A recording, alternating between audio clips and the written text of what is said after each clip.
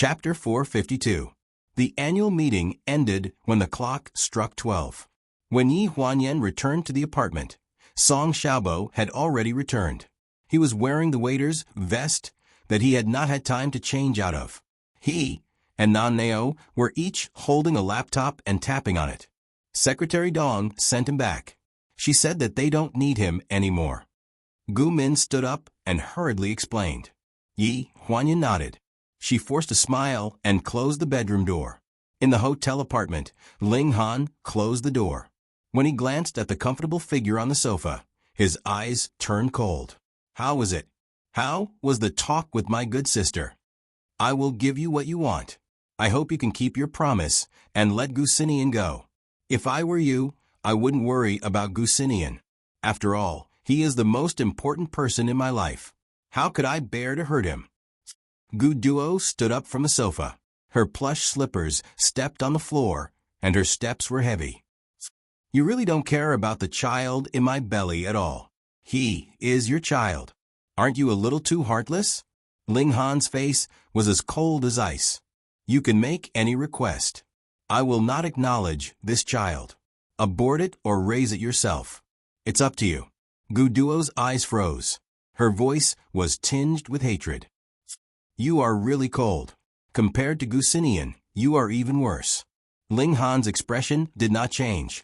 I have already signed the share transfer agreement. After the lawyer notarizes it, all the shares will be transferred to Umbo's name. After Gusinian is released, we will never see each other again. Why? Gu Duo sneered. Are you so anxious to cut ties with me? Are you afraid that I and this child will come between you and Yi Huanyan? I'm afraid that even if I'm easy to negotiate with, the two from the Four Seasons Manor won't be easy to negotiate with. Do you really think that you and Yi Huanyan can go back to how they were before just because you sent me away? This is between me and her. Do you think she really forgave you? Even if she forgave you, would she be together with a cripple? Gu Duo's eyes swept over Ling Han's slightly trembling legs. The effect of the drug is about to wear off. Can you still stand?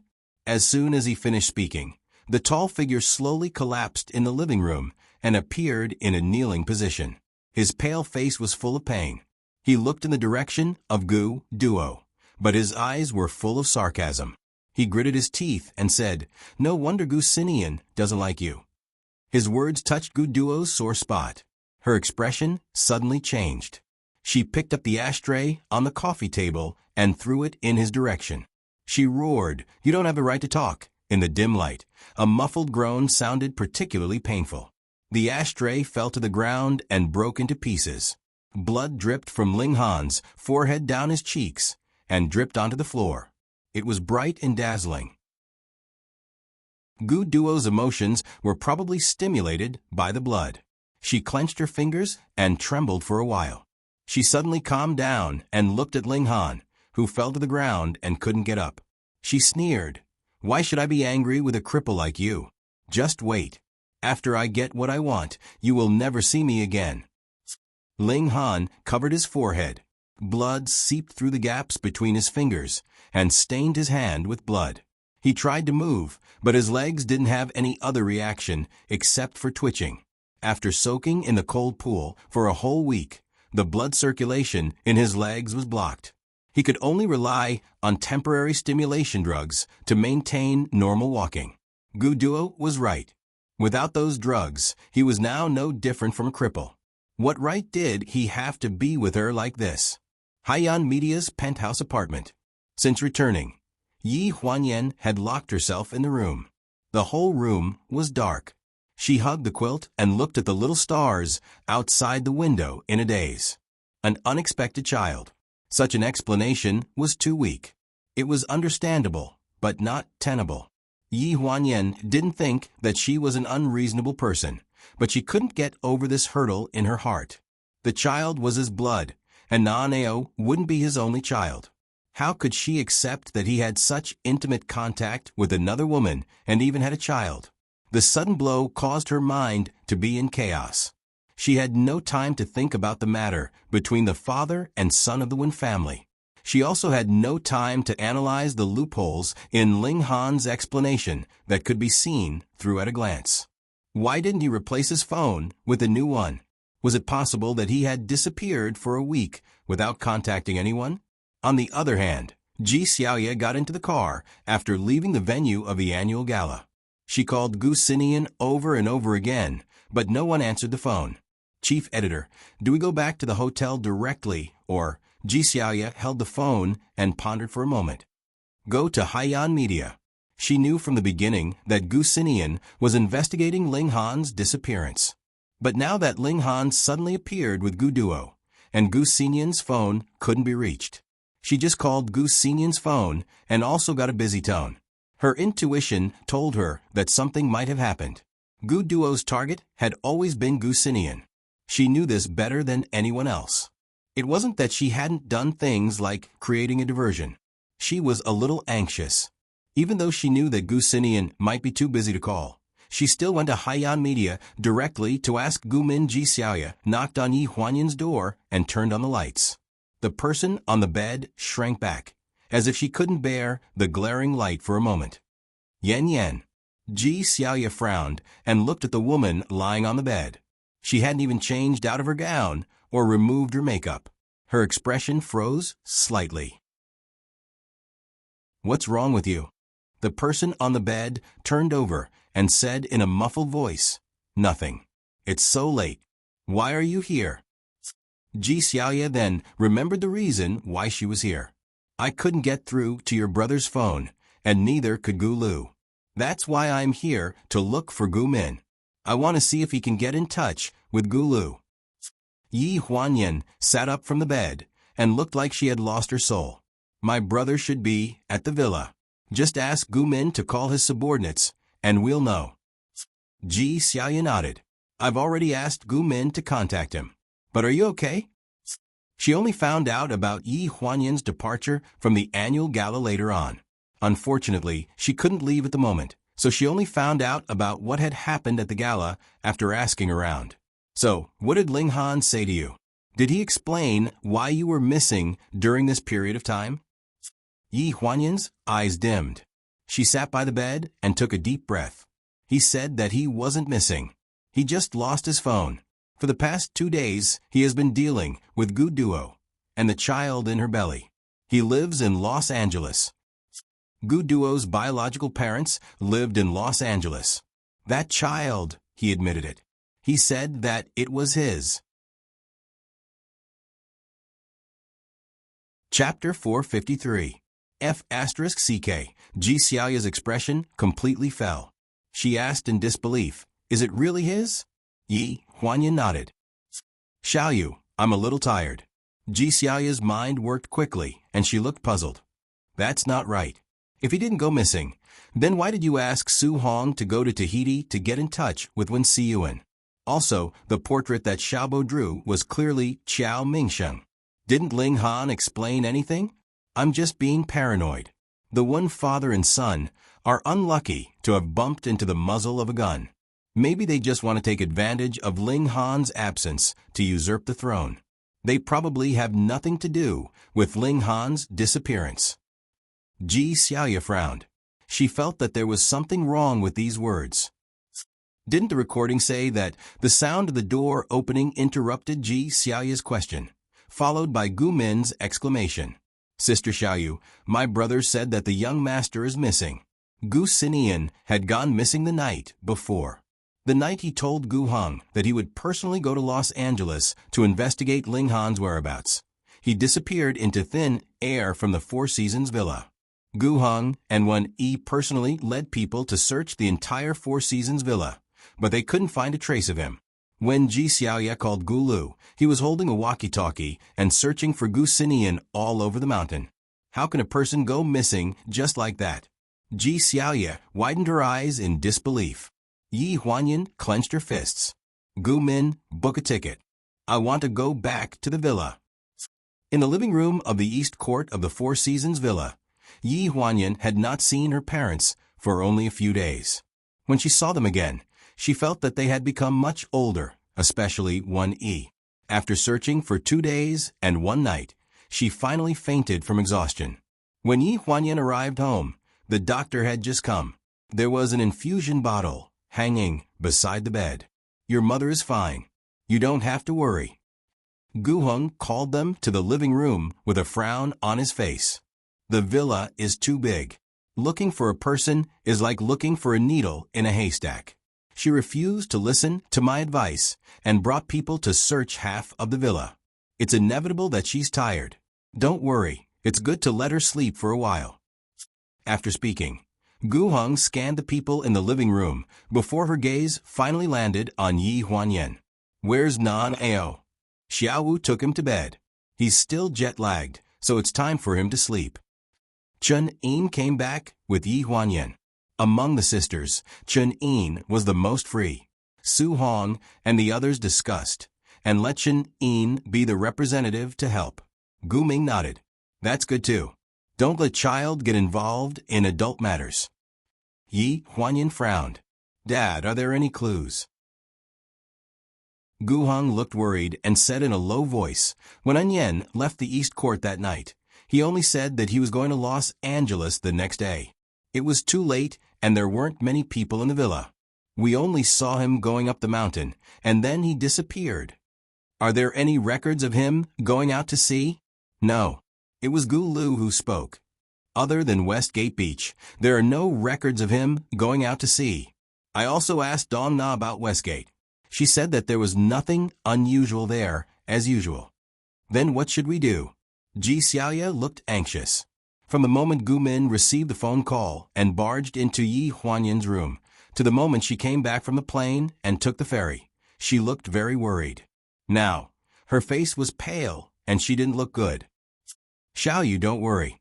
Yi Huanyan comforted her in a low voice. Maybe my brother didn't go missing.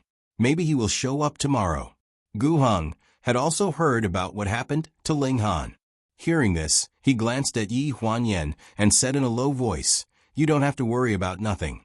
From tomorrow onwards, each of you will take a group of people and search the entire island. Gu Lu marked the places that have been searched on the map, and then assign the remaining places to them. We will start searching tomorrow. Although the entire island was within the Four Seasons Villa, it was too big. The residential area that was usually used didn't even occupy a quarter of the area. Only 2 of the 4 gates were used, so even if it was confirmed that Gu Sinian went missing on the island, it would take a lot of time and effort to find him. Madam has already split up with us to search the coast of the southeast corner of the island. We are basically sure that young master hasn't been there. To avoid missing anything, I will start searching from there tomorrow morning. As for young madam and second miss, each of you will take a group of people to search the forest in the east and the south pier. We will meet at the bamboo forest in the evening. Gu Lu had a map of the surroundings of the Four Seasons Villa in his hand. The areas that were circled were waiting to be searched, and the areas that were marked with 5-pointed stars were areas that had already been searched. Yi Huanyan pointed to an empty area on the west coast and asked, Why aren't we searching here? That's the undeveloped coast. Other than Dan Na's cabin, the mountains on the coast are all covered with bushes. It's very difficult to walk, so most people wouldn't go there. Is it possible that my brother went there? I checked the video from Dan Na. There is only one gate that leads to the coast. Young master didn't go to the west gate that night. Yi Huanyan nodded. Okay, then we will follow your original plan. Gu Min will follow Xiao Yu, and Chen Yin will follow me. We will each lead a team and start searching tomorrow morning. There were many wild animals in the isolated mountains outside the Four Seasons Villa. Generally, without protection, the people in the villa didn't dare to go up the mountains casually. Therefore, even if Yi Huanyan and Ji Xiaoya were going to lead a team to search, they had to have someone by their side to protect them. At night, Ji Xiaoya and Chen Yin both stayed in Yi Huanyan's west court. The 3 of them lay on a 2-meter-wide bed. Except for Chen Yin, the others were all frowning. Stop sighing. If you don't sleep tonight, how will you have the strength to search for him tomorrow? And this time, it should be much faster than looking for Ling Han. At least we know that he went missing in the villa. Maybe he went up the mountain to do something, but he got injured and was trapped in the mountain. Chun-In couldn't stand the two of them looking sad and tried to persuade them. It's our own home. What could happen? Yi Huanyan knew that her mood affected Chun-In. She frowned and swallowed the sigh that she was about to sigh. I just feel that there have been too many things happening recently. Wave after wave, I just feel uneasy. Ji Xiaoya nodded. I noticed it too. Why are all these things squeezed together? By the way, have you told Ling Han about what happened at home? Hearing this, Yi Huanyan's expression froze, and she shook her head. Ling Han was too busy dealing with the illegitimate child. So how could he have the time to care about the Four Seasons villa? Moreover, she was very conflicted and didn't have the mood to think about Ling Han's matter. For a moment, she was even very grateful that when Ling Han's matter happened, there was another matter that could completely divert her attention. She could avoid it for a while.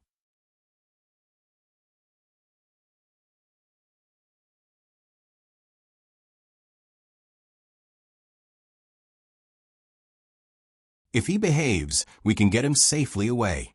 Another man hesitated for a long time. He glanced at the man who was still struggling in the water prison and finally nodded. Okay, go ahead. After a muffled groan, Gu Xinian fell into a state of confusion. The strength in his limbs was almost instantly depleted. He could only be carried out of the cave by two men and transported to a speedboat. The speedboat parted the sea in the night, and the waves crashed as it moved towards a small island in the distance. After a whole day of searching, they didn't find a single clue. Gulu looked at the map that was almost filled with pentagrams, and his face was full of worry. There's only the west coast left to search. Yi Huanyan glanced at the only blank area on the map, the west coast, and frowned. Why aren't we searching the west coast? Chun Yin's voice suddenly interrupted. Yi Huanyan was slightly stunned. He remembered that when they talked about the west coast last night, Chun-In wasn't present. He patiently explained, there's only one gatekeeper, Dana. The beach is undeveloped. There's no sand, only muddy roads. The hillside is full of bushes. It's difficult to go in or out, so my brother has no reason to go there. No one. Chun-In touched his chin thoughtfully. But I saw a boat on the beach in the afternoon on the hillside. It seemed to be a speedboat. Is it Dana's boat? Yi Huanyan's face stiffened. What did you say? Seeing that everyone's eyes suddenly fell on her, Chun-In was so scared that her eyes narrowed. What's wrong? Did I say something wrong? Dana was in her 80s this year. How could she drive a speedboat? There was indeed something wrong with the west coast. When Yi Huanyan and Ji Xiaoya arrived, Gulu had already found the hidden cave. On the walls of the cave, there were candles that had just been extinguished. The wax was still warm. Young master stayed here before. Gulu handed a gun in his hand to Ji Xiaoya. Ji Xiaoya exclaimed, it's Xin Yan's gun. Standing at the entrance of the cave, it was already brightly lit by the people who had rushed over. Gu Ling was also among them. After looking around outside, he walked into the cave. Gu Lu squatted down to check the footprints on the road leading to the beach. They should have just left in the evening. The footprints are still very fresh. If it's past high tide, you won't be able to see them. Why is there a cave here? Yi Huanyan looked at the dilapidated iron door in disbelief. It should have been left here by the previous owner. Gu Ling walked out of the cave, a trace of worry on his weathered face. This is a water prison. It should be a place used to imprison slaves. I don't know how many generations of owners there were, but this place was abandoned. The West Coast has been a place where slaves lived for hundreds of years. It's located in a remote area. When I bought this island back then, I had the intention to develop the West Coast. But at that time, you were coincidentally in the country and were taken away from the hospital. After that, I didn't have the mood to do anything and just left it abandoned. Someone took advantage of this opportunity. Gu Ling's tone was full of frustration.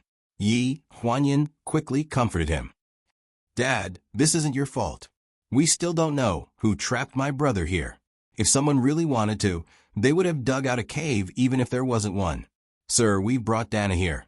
As they spoke, Gu Lu's men had already escorted an old lady to the entrance of the cave. They pushed her very roughly onto the muddy beach. The old lady let out a muffled groan and lay motionless on the ground. When we arrived, she was erasing the footage on the beach. Only the footage of those people leaving with young master was saved. "Dana, why did you do this?" Gu Ling stood in front of him with a gloomy expression. "What are you unhappy about? Why did you harm my son?"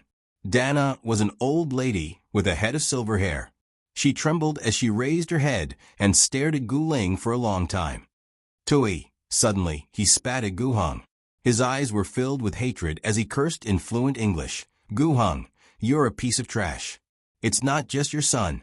I want to see your wife, your daughter, and your daughter-in-law die with my own eyes. After they die, they'll go to hell just like you."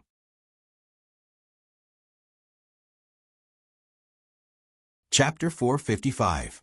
Yi Huanyan stared blankly at the old lady who was lying on the ground like a giant caterpillar wrapped in a sleeveless jacket. She was cursing her own father viciously. Gu Hong didn't even bat an eyelid. He stared at her condescendingly. "You still can't get over what happened that year. Laura's death was an accident." "Shut up," the old lady shouted, her pair of skinny hands almost pouncing on Gu Hong. Yi Huanyan subconsciously pulled on Gu Heng's sleeve, wanting to pull him back. Gu Hong gave her a comforting look, and she retracted her hand. "Yen, you don't have to worry about this matter. Take Xiaoyu back to rest first." Yi Huanyan hesitantly looked at Ji Xiaoyu, asking for her opinion. After all, she was in such a hurry that she probably wouldn't leave easily. "Xiaoyu, let's go." Ji Xiaoyu gritted her teeth and agreed very quickly.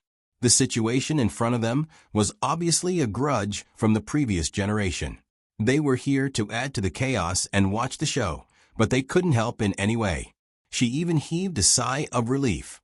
After all, in the video that Gu Lu's men had saved, it could prove that Gu Xinian was still alive. He was safe and sound, but he was brought onto a boat by two men and sent to an unknown place. If their purpose was to kill Gu Xinian, they didn't have to go through so much trouble. After walking for a long time, they vaguely heard the old lady's heart-wrenching voice on the beach. "Gu Hong, how can a person like you live? My Laura, my innocent and kind daughter, had to die for a person like you. This is simply unfair." "Who is Laura?" Chun Yin asked. Yi Huanyan shrugged. "Dana's daughter. I'm not too sure. I don't spend much time in the villa. I guess only my brother knows about this matter." Ji Xiaoyu, who had been silent all this time, suddenly sighed. Her expression was gloomy. "I heard from Xinian that Laura took a bullet for Dad in a gunfight in South Africa and died." Yi Huanyan widened her eyes in astonishment. Moreover, the origin of the gunfight was because of a rare diamond. At that time, the diamond was in Mom's hands. Dad was trying to protect her, but in the end, he didn't expect Laura to save him. Chen Yin coughed dryly. "So Laura and Mr. Gu, it's almost like what you think, a love triangle between the older generation. Laura is Dana's only daughter, and she grew up on the west coast of the island. Later, when Dad bought the island, he didn't develop the west coast. It wasn't only because Yen disappeared, but also because Dana didn't agree." Ji Xiaoyu faintly turned her head to take a look. The lights on the shore reflected the light, and the crying voices were almost inaudible. The people of the Gu family are quite stubborn when it comes to relationships, and they hurt a lot of people. Yi Huanyan was slightly stunned. Hearing Ji Xiaoyu's words, she felt very uncomfortable in her heart. She opened her mouth, but didn't know how to refute. She seemed to be right. The people of the Gu family were indeed stubborn when it came to relationships, and they did hurt a lot of people. Her father Gu Ming was like that, her brother Gu Xinian was like that, and wasn't she the same? And when it came to relationships, it was destined to hurt 10,000 people and hurt 8,000 people. Thinking of this, she couldn't help but take out her phone and type a line of words on WeChat. After hesitating for a long time, she sent it over. "How's the matter being handled?" She had to give Ling Han a way out. Since it was just an accident, And since they were already lucky, then she was willing to share the consequences of this accident with him. Not long after, her phone vibrated. Ling Han replied on WeChat. Soon, in a few days. I'll look for you after I'm done and explain to Uncle and Annie face to face. Yi Huanyan quickly typed a line of words. They're very busy with my brother's matter now, so they probably won't. Halfway through, she deleted each word and replaced it with a few simple words. Okay. In a villa on the top of a mountain in Los Angeles, a blindfolded man was handcuffed to the bed. The veins on his forehead were bulging, but he couldn't muster up any strength. Don't waste your energy, brother. A woman's voice came from the bathroom door. She was wearing a silk nightgown, and her graceful figure was faintly discernible. She walked barefoot to the side of the bed and ran her slender fingers across the man's chest. Brother, you never thought that this day would come, right? Gu Sinian glared at her, his face livid. The angrier you are, the happier I am. Gu Duo covered her mouth and laughed. Her eyes were full of madness. Her other hand held her lower abdomen. This is the child I plan to give birth to for you. Soon, I'll take you back to the Four Seasons Villa. Then, we'll live there forever with our child. After saying that, she raised her hand and pinched the edge of the tape by his mouth. Brother, if you behave, I'll tear it open. If you don't, I'll make sure you can't speak forever. After saying that, she tore the tape open with a tearing sound. A rectangular red mark was particularly obvious on Gu Sinian's handsome face. Gu Duo frowned and said unhappily, These damn people, they actually tied you up for so long. There's a mark now. After saying that, she touched his lips with her fingers, but he turned his head and avoided her. Lunatic. Gu Sinian spat out 2 words. His sharp eyes were full of disgust. Brother. Gu Duo's fingers that were hovering above his face gradually tightened. Her tone also darkened. Do you think that I'm disgusting? Do you think that I'm disgusting because I'm willing to do anything to get you? I've also thought about it. If I hadn't grown up in the Four Seasons Villa in this life, if I hadn't lived with you since I was a child, and if I hadn't become the respected eldest daughter of the Gu family, what would I be like? I've also thought about it. Furthermore, after that wedding in Las Vegas, where I spent so much effort in preparing for you, I also tried to do the same. I accepted my original identity and returned to my original seat. Gu Duo suddenly laughed. Her eyes were red. After falling from being the second daughter of the Gu family, I returned to my biological parents' side. There was no love or understanding. My biological parents were vain. They couldn't wait to tear apart their daughter and buy her to fill the empty shell company. Do you know what I went through? Gu Sinian frowned slightly, and the coldness in his eyes faded a little. Gu Duo took a deep breath and turned her head to look at the ceiling. Forget it. Let's not talk about it anymore. It's all in the past anyway. For someone like me, who was born to be someone else's replacement, no one will care about what kind of life I lead. So, I can only rely on myself for what I want. I'll do whatever it takes. Even if I have to go to hell, I'll drag you along with me. Her tone became more and more sinister, and her red eyes seemed to be stained with a bloody mist. It was terrifying.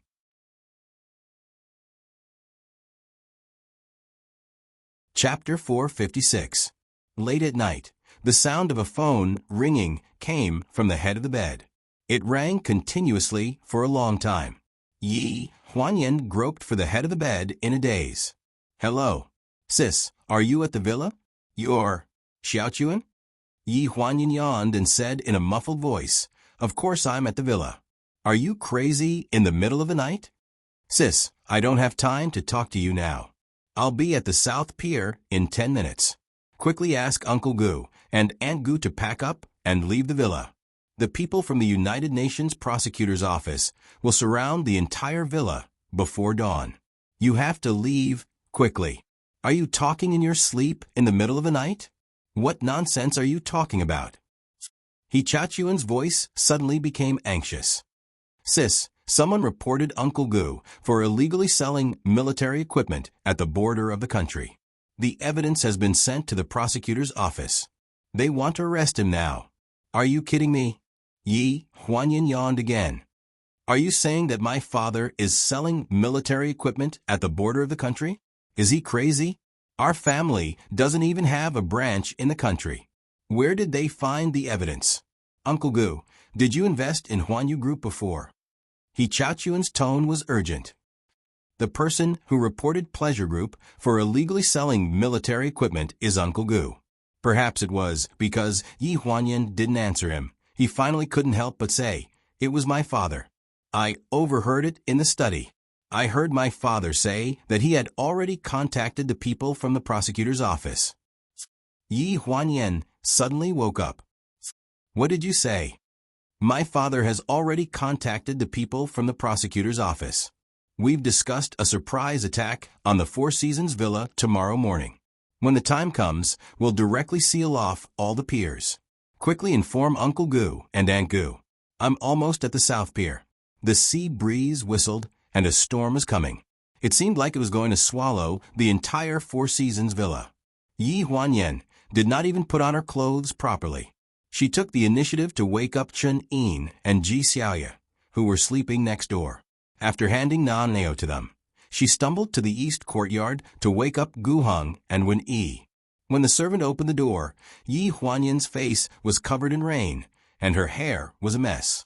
She didn't even take off her shoes and went straight up to the second floor. She knocked on the door of the master bedroom. Dad, not long after.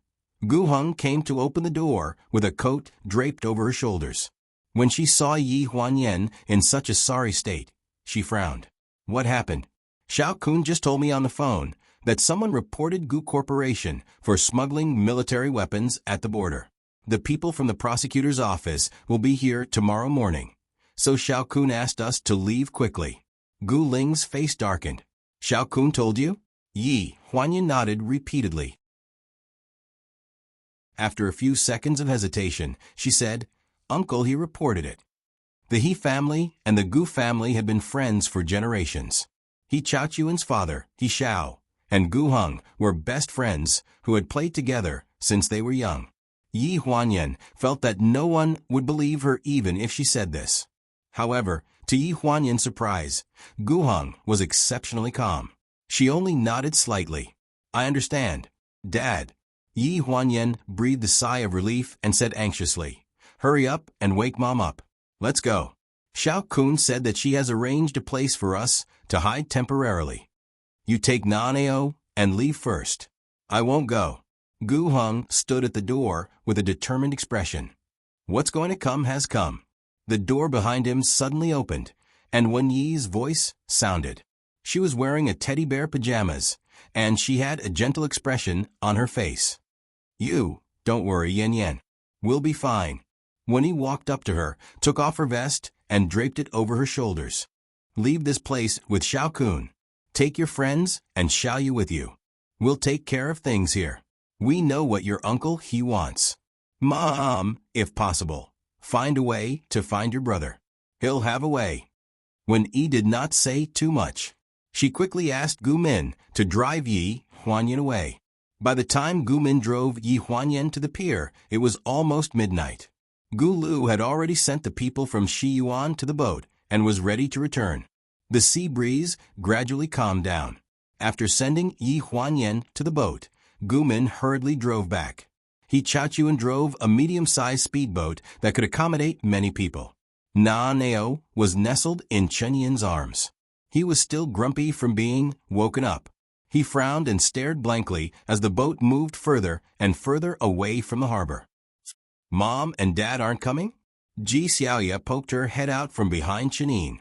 She was shivering in her pajamas, probably because Chen Yin had urged her too much. She did not even change her clothes or take a jacket. Everything happened too quickly. Everything happened so suddenly that they were caught off guard. Yi Huanyin had thought that the recent events had piled up to the limit of pressure.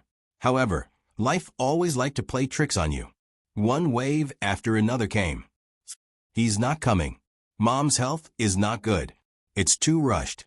Dad said that he wants to talk to Uncle He. Yi Huanyin's eyes dimmed. When she mentioned Uncle He, her gaze fell on He Chaochuan, who was operating the cockpit at the front of the boat. He roughly adjusted the direction of the boat and turned around. He said angrily, Sisters, there are clothes under the cabin. Put on the life jackets too. I'm afraid that we won't have enough time later and will run into the people from the prosecutor's office." The group of people hurriedly took out warm jackets and life jackets from under the cabin. There were a total of 5 people in the cabin, including He Chaochuan. Yi Huanyan and his mother, Chen Yin, and Ji Xiaoya. Gu Min and his brother, Gu Lu, stayed at the Four Seasons Villa to protect Wen Yi, so there were more than enough life jackets. "My dad won't make things too difficult for Uncle Gu." He Chaochuan did not have much confidence when he said this. "Don't explain." "If it weren't for you," Ji Xiaoya interrupted him in annoyance. She was about to mock him, but Yi Huanyan beat her to it. "It's not easy for you to come. Don't blame yourself. There's no need to explain. That's between Uncle He and my parents. They will solve it themselves." He Chaochuan still had a bitter expression on his face. "I just found out about this. If I had known earlier, I would have thought of a way to remind you. My dad, there must be some misunderstanding between us." "What misunderstanding could there be?" Ji Xiaoya suddenly pulled off the life jacket that she had not put on properly and growled. First, Ling Han went missing. Then Xin Yan went missing. After that, he lured the tiger away from the mountain and eliminated all the foreign aid from the Gu family. Then he took the blame. Wasn't this your dad's plan? What else do you have to explain? The anger and worry that had accumulated over the past few days exploded in an instant. Chen Yin was carrying the child in her arms, so she could not hold down Ji Xiaoya at all. Yi Huanyan was sitting far away from her, so the moment she stood up, the entire speedboat shook nonstop. "Xiaoyu, hurry and sit down." Everyone exclaimed, "Don't touch me." Ji Xiaoya swatted away He Chaochuan's hand, but due to inertia, she fell out of the cabin. "Xiaoyu," Yi Huanyan screamed, and the blood drained from her face. Everyone on the boat watched as Ji Xiaoya fell from the cabin into the water and was drowned by the speedboat in the night sky behind her.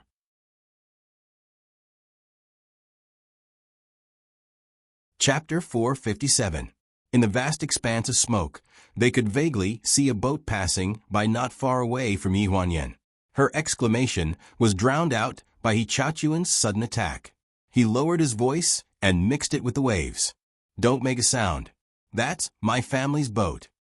Yi Huanyan's eyes were red. She looked in the direction where Ji Xiaoya was drowned by the waves.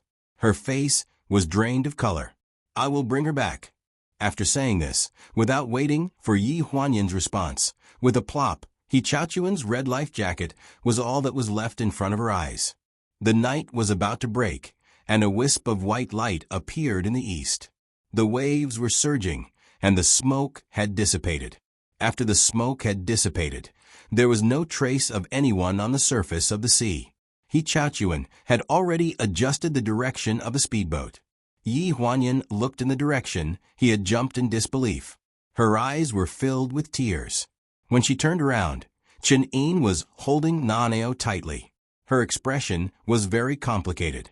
She opened her mouth and finally spat out a sentence. "Damn it, if only I could swim." When the speedboat docked at the harbor, it was already bright. Yi Huanyan got off the boat first and took Naneo from Chen Yin. Then, the three of them took a taxi directly to the hotel in downtown Los Angeles. "Won't anyone discover us here?" Chen Yin sent Naneo into the room.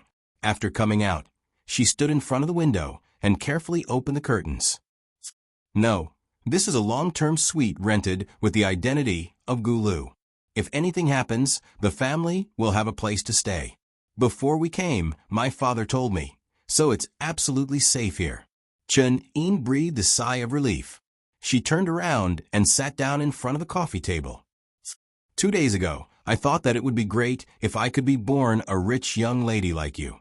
I could eat and drink well every day and order the servants around in the villa. I could stay in the villa for the rest of my life and not go anywhere. And now, Yi Huanyan looked at her, slowly exhaled, and said faintly, "You've completely given up on this idea." "You can't really put it that way. I just suddenly understood the saying that benefits and risks coexist. Chun-Een didn't even finish middle school before she ran out of home to become a hooligan. So this kind of words was really not something she could say. Yi Huanyan was a little curious. So she casually asked, "Which book did you see this in?" "No." Chun-Een smiled embarrassedly, scratched her head, and explained, "It was in prison.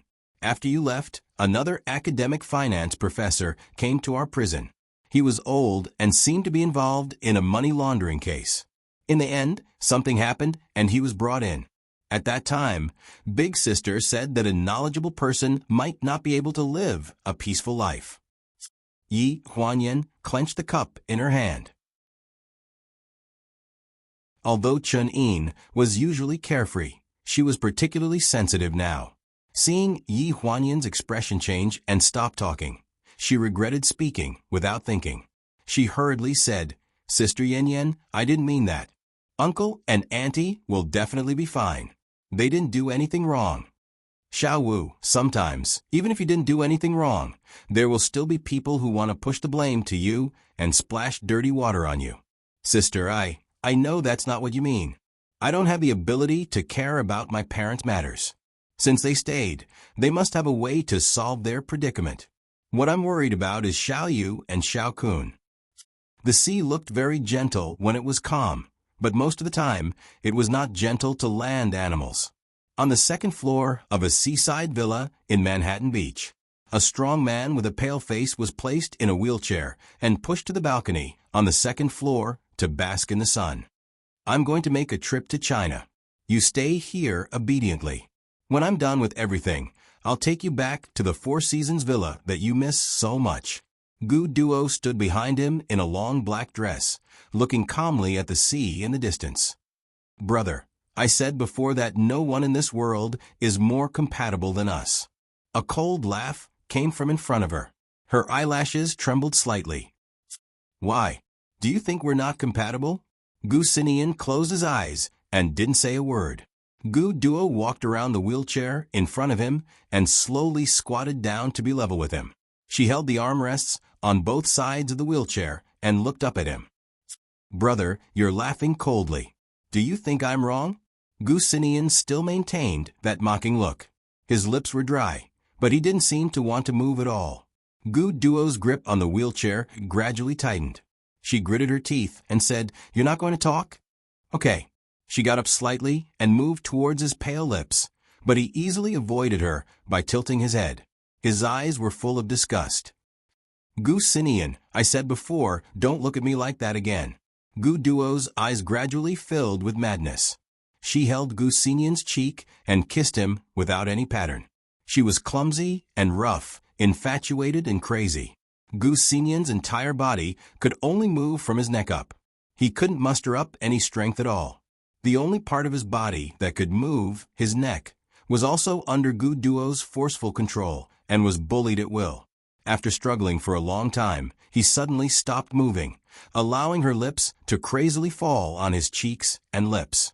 His response, however, was only an indifferent expression. Gu Duo gradually stopped. She hugged Gu Sinian's neck and almost hung on him. Her eyes were full of grief, and she repeated every word. "I said before, I hate you looking at me like that."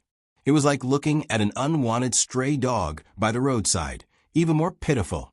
The sound of the door slamming echoed on the balcony. Gu Sinian knew that she would be gone for a long time this time, and his chance to escape was probably only in the next few days. Four Seasons Villa. In the wee hours of the morning, the United Nations Public Prosecutor's Office surrounded the entire Four Seasons Villa. He Xiao followed behind the person in charge of this operation, Mr. Smith, and walked into the magnificent Four Seasons Villa.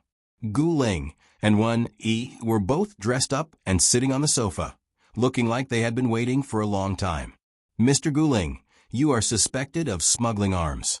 Please come with us to cooperate with the investigation." Smith's fluent English sounded in the hall.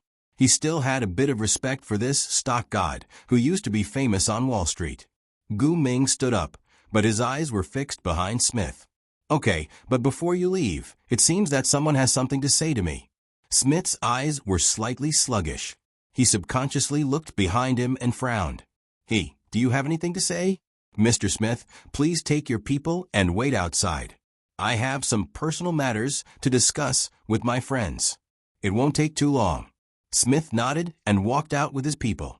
Only He Xiao and his two former friends were left in the huge East Villa living room. The atmosphere was tense.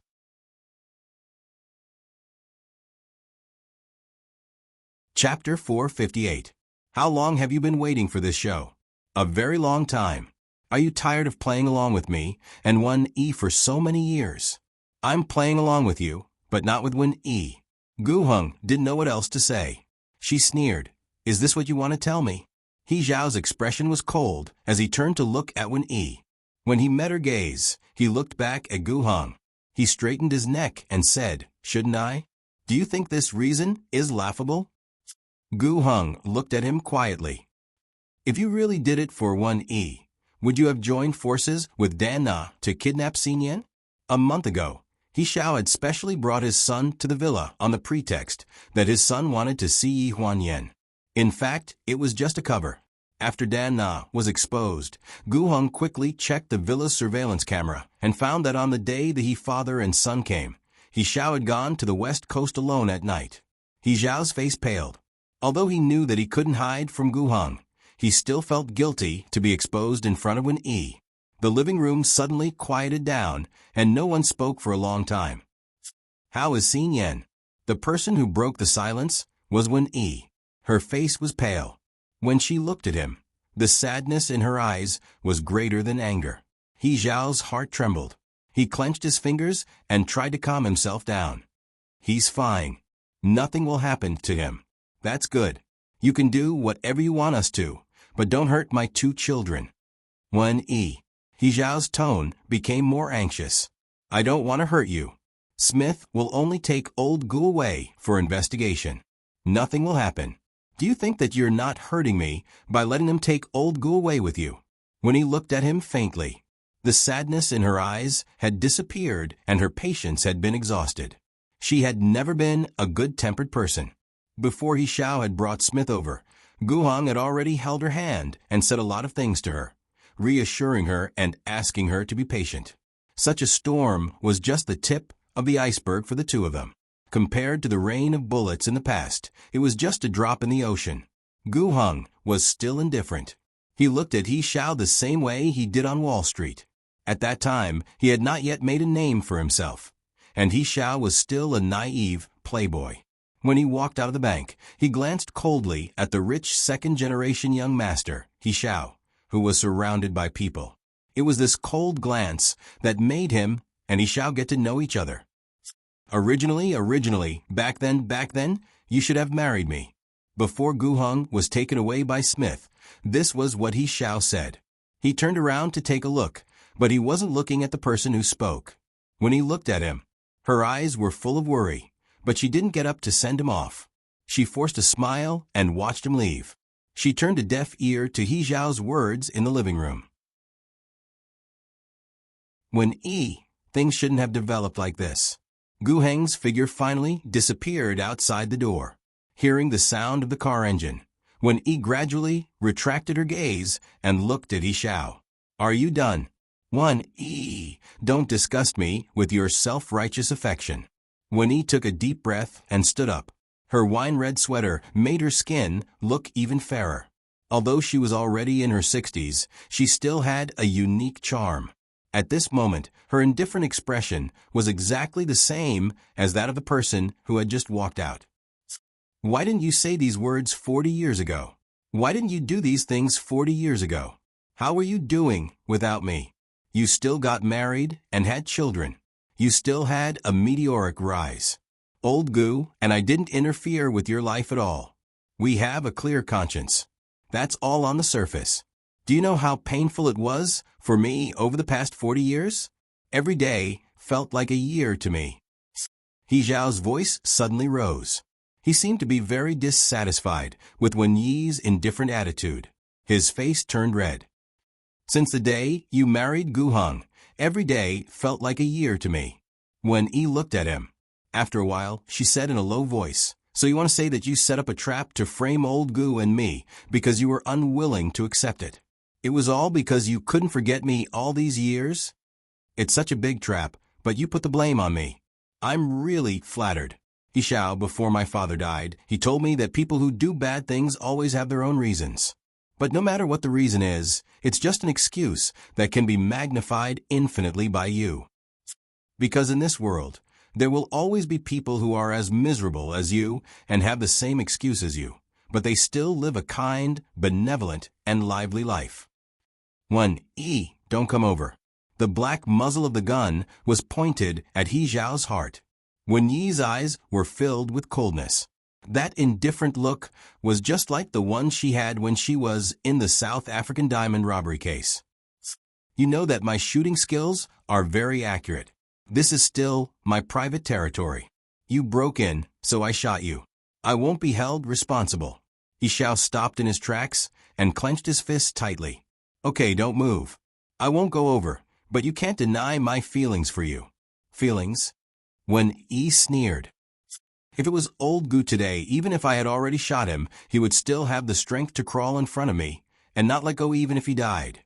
This was the reason why she had been loyal to him for so many years. When it came to feelings, she believed that no one in this world would love her more than old Gu. He Zhao's face was ashen. He wanted to go forward several times, but he was held back by the gun. In the end, he left angrily and said, "Before the investigation is completed, the Four Seasons Villa will be temporarily locked down. No one is allowed to enter or leave." Wen Yi did not retract her finger from the trigger for a long time. She waited until the sound of the engine at the door disappeared. Then she fell onto the sofa, her eyes red. Gu Min rushed over, probably because she had a conflict with someone.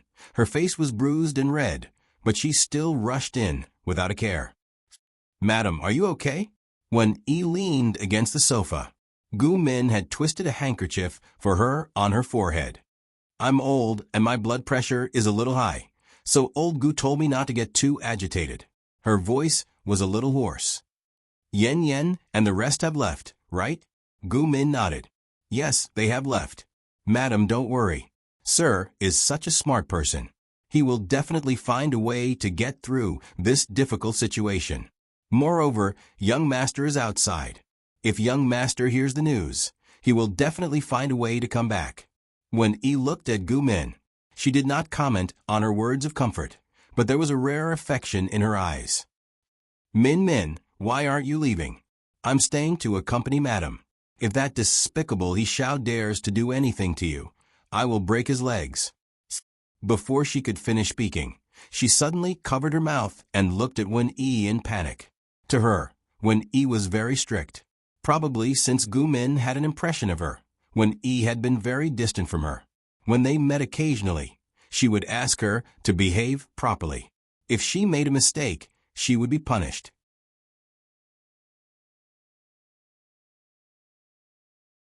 Chapter 459. Gu Min was simple-minded, and it was difficult for her to figure out what others were thinking. All these years, she had always felt that Wen Yi did not like her, probably because she was boorish and barbaric.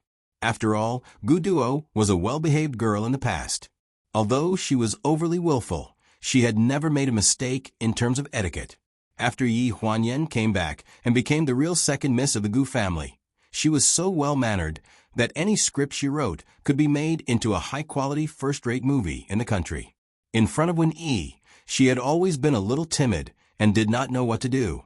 "Are you a little afraid of me?" Wen Yi asked. Gu Min quickly shook her head. "I am a little strict with you." Wen Yi touched the handkerchief on her forehead and her face was pale. "Because you are too much like me." Gu Min's expression froze, and she looked up in surprise. "I was the one who brought Duo up. I spoiled her too much and neglected her spiritual world, which led to her current paranoid personality.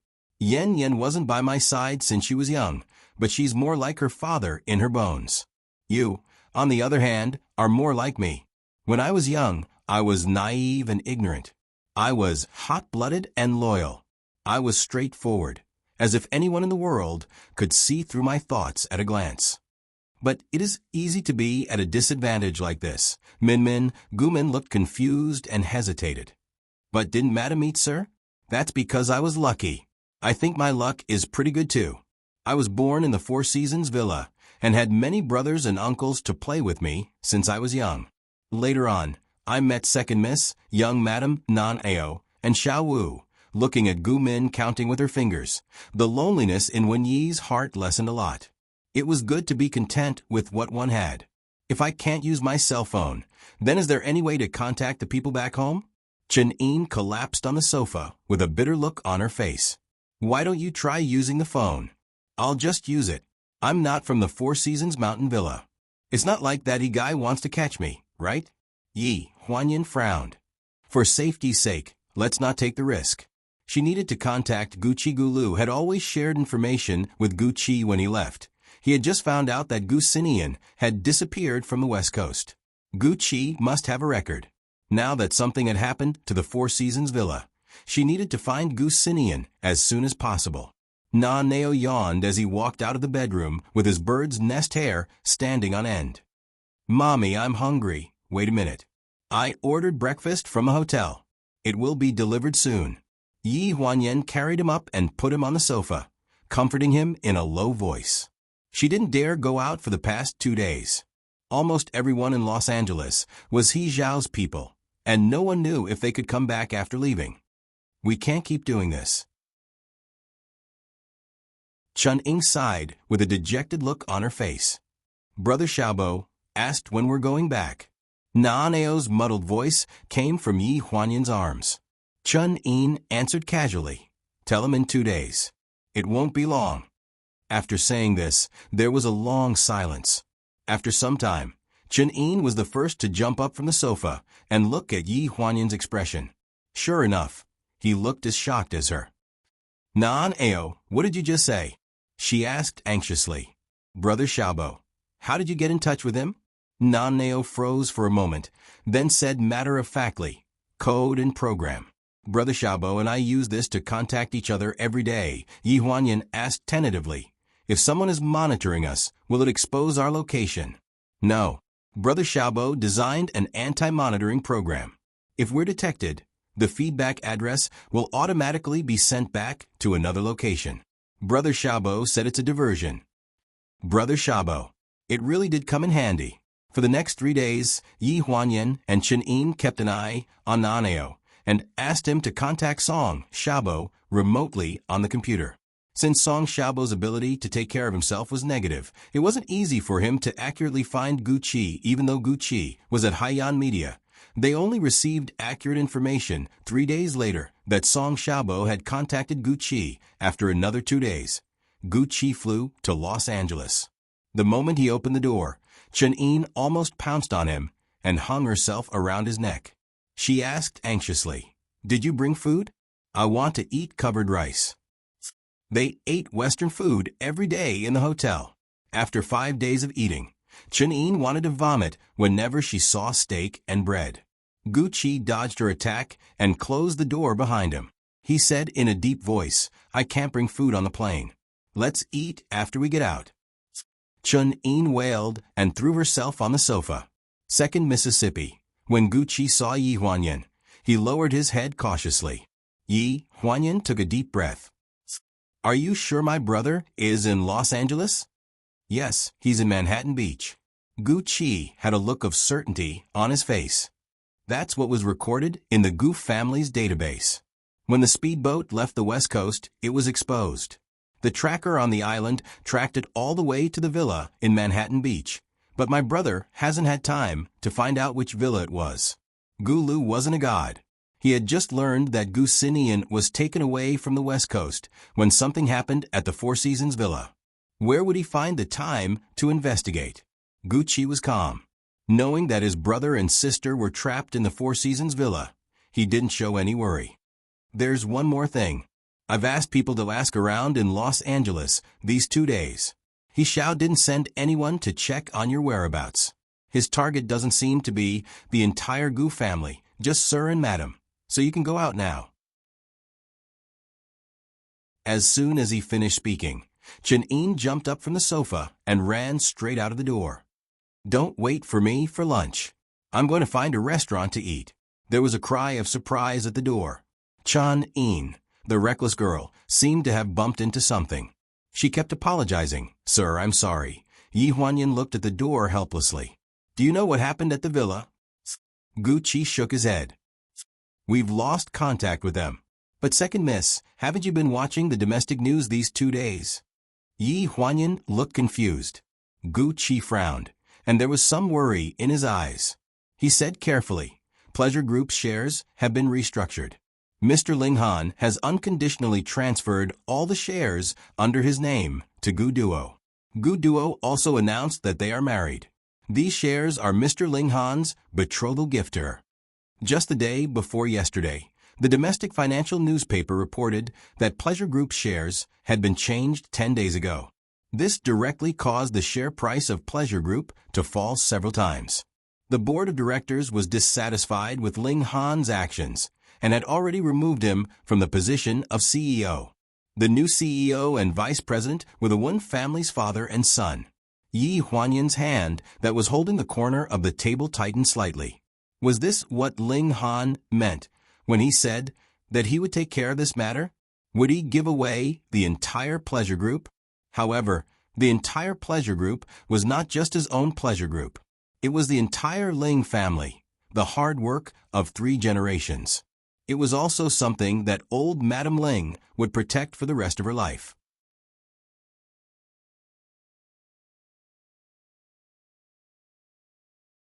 Chapter 460. Yi Huanyan didn't understand Ling Han's actions. Even if he wanted to compensate Gu Duo, he could have done it in other ways. "There's one more thing." Gu Qi hesitated again and again, looking troubled. "Just say it." Yi Huanyan looked at him and held the corner of the table to calm herself down. The mountain villa was sealed off and the Gu Corporation was investigated. The fuse was that the Gu Corporation had injected funds into Pleasure Group, and the destination of these funds was the border arms. It is said that the testimony that He Xiao submitted to the United Nations Public Prosecutor's Office was related to Ling Han's tacit knowledge of this matter. So, Ling Han had a lot to do with what happened to the Gu family. Yi Huanyan's face darkened. "Go on." "But the change of ownership really happened 10 days ago. 10 days ago, you suspected that Ling Han was missing. If this is true, then I suspect that the control of Pleasure Group was no longer in Ling Han's hands 10 days ago, or even earlier. There was someone behind him." Gu Qi's analytical ability was on par with Gu Lu's. He simplified his analysis process and only talked about simple reasoning. Yi Huanyan already had enough reason to believe that this matter had nothing to do with Ling Han. As for the person behind him, she didn't need to think too much to know who it was. Du Qifeng isn't that capable. Yi Huanyan frowned. Du Qifeng was Gu Duo's biological father. He was very ambitious, but he didn't have the ability and was very useless. All these years, he only knew how to ask for money from the Four Seasons Villa to do his business, but he changed his business every 2 years. He had worked in all kinds of industries and closed down whatever he did. In Wen Yi's words, he didn't have the life to make a fortune. "But Wen Qing does." Gu Qi continued with a dark expression. "I've checked. Before Wen Qing moved to Los Angeles, she was from the side branch of the Wen family in Westridge." Yi Huanyan's face stiffened. She had encountered all the coincidences in the world. The Wen family in Westridge was Wen Qingwan's maiden family. The current head of the family was Wen Qingwan's eldest brother. As for the branch family that Gu Qi mentioned, did that mean that Wen Qing was a member of the Wen family? In that case, Wen Yi was naturally one as well. In that case, she and Ling Han. Guessing what Yi Huanyan was thinking, Gu Qi calmly added, "A very distant relative." The surname Wen is a big family in Westridge, so it's spread far and wide. Almost everyone there has the surname Wen. Madam and Wen Qing are cousins, so second miss, you don't have to worry about your blood relationship with Mr. Ling Han. It's very faint, almost non-existent. Yi Huanyan's eyes were a little resentful, but in the end, there was still some affection. She coughed dryly to cover up her embarrassment and awkwardly changed the topic. "So you're saying that Gu Duo and Umbo worked together to make Ling Han a mere figurehead?" Gu Qi nodded. Yi Huanyan's expression darkened. She took a deep breath and slowly exhaled, but still felt very stifled in her chest. Even though she knew that he was being held hostage, the knot in her heart was still difficult to dissolve. After all, it was pleasure that had implicated the Four Seasons villa. After all, this was how it was. After a long while, she asked in a hoarse voice, "Where is he now?" Gu Qi hesitated for a moment and said in a low voice, "Outside the door."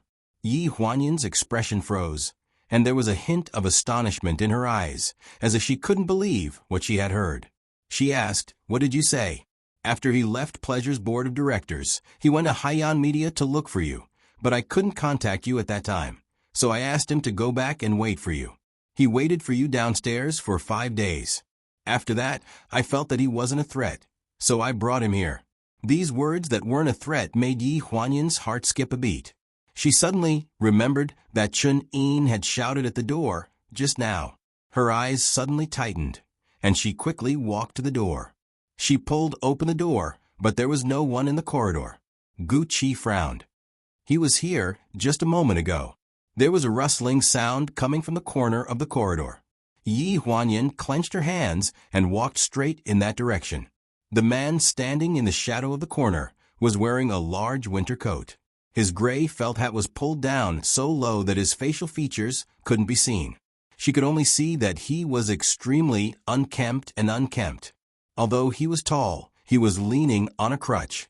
Yi Huanyan's face turned pale. She looked at him in disbelief and said in a hoarse voice, "Ling Han." The moment he heard her voice, Ling Han's figure shrank back. His slender and clean fingers gripped the crutch in his hand tightly. His stubble trembled slightly, as if he didn't dare to look up. "Ling Han." Yi Huanyan composed herself and raised her voice to call out again. This time, she reached out her hand, wanting to touch his fingers. When he felt the warmth of her fingertips on the back of his hand, Ling Han slowly raised his head, revealing the unkempt but still handsome face under the felt hat. Yi Huanyan didn't know what he had gone through to become like this. She had too many questions to ask him, but those questions weren't as important as him suddenly appearing in front of her at this moment. Even if he was in such a sorry state, even if he had caused the Gu family to be in such a precarious situation. In the living room, Yi Huanyan helped him sit down and handed him a hot towel. "Your leg. I've been in the water prison for too long. Luckily, I still have one leg that can move." He pretended to be indifferent, but his words made Yi Huanyan's expression turn even uglier. "So you were coerced by Gu Duo." No wonder Gu Qi had such a confident look on his face earlier. There were many things that he had most likely already verified with Ling Han. "Yes. Is my brother really in Gu Duo's hands?" "Yes." After asking the question and getting the answer, she didn't know how to react. Grief or resentment didn't seem appropriate. Yi Huanyan felt a sharp pain in her heart. They had been involved in other things time and time again, but they were still willing to jump in. Gu Duo had grasped this point and had proved it time and time again. In Manhattan Beach, the maid in charge of looking after Gu Sinian every day pushed his wheelchair to the balcony and then stood quietly at the side, waiting for him to ask to go back after he finished basking in the sun. There were only 4 people in the villa, including Gu Sinian. 1 maid and 2 bodyguards. The bodyguards were in charge of moving the weak Gu Sinian every day, and the maid was in charge of his meals and lodging. A piece of driftwood floated over from afar. A wave hit it, and after the wave receded, 2 figures were pushed to the beach. Gu Sinian's eyes narrowed and he said in a low voice, "Go and take a look." The maid was stunned. "Miss said you can't go out." "I said you go and take a look. If it's a person, bring him back for treatment." "Did she say you can't bring anyone back?" "No." "Then go."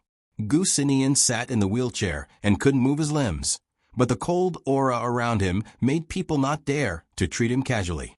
The maid's face turned pale. She nodded quickly and turned to go downstairs in a hurry. Not long after, the maid's fat figure appeared on the beach. She squatted in front of the 2 figures for a long time, then ran towards the villa and called 2 bodyguards to save them.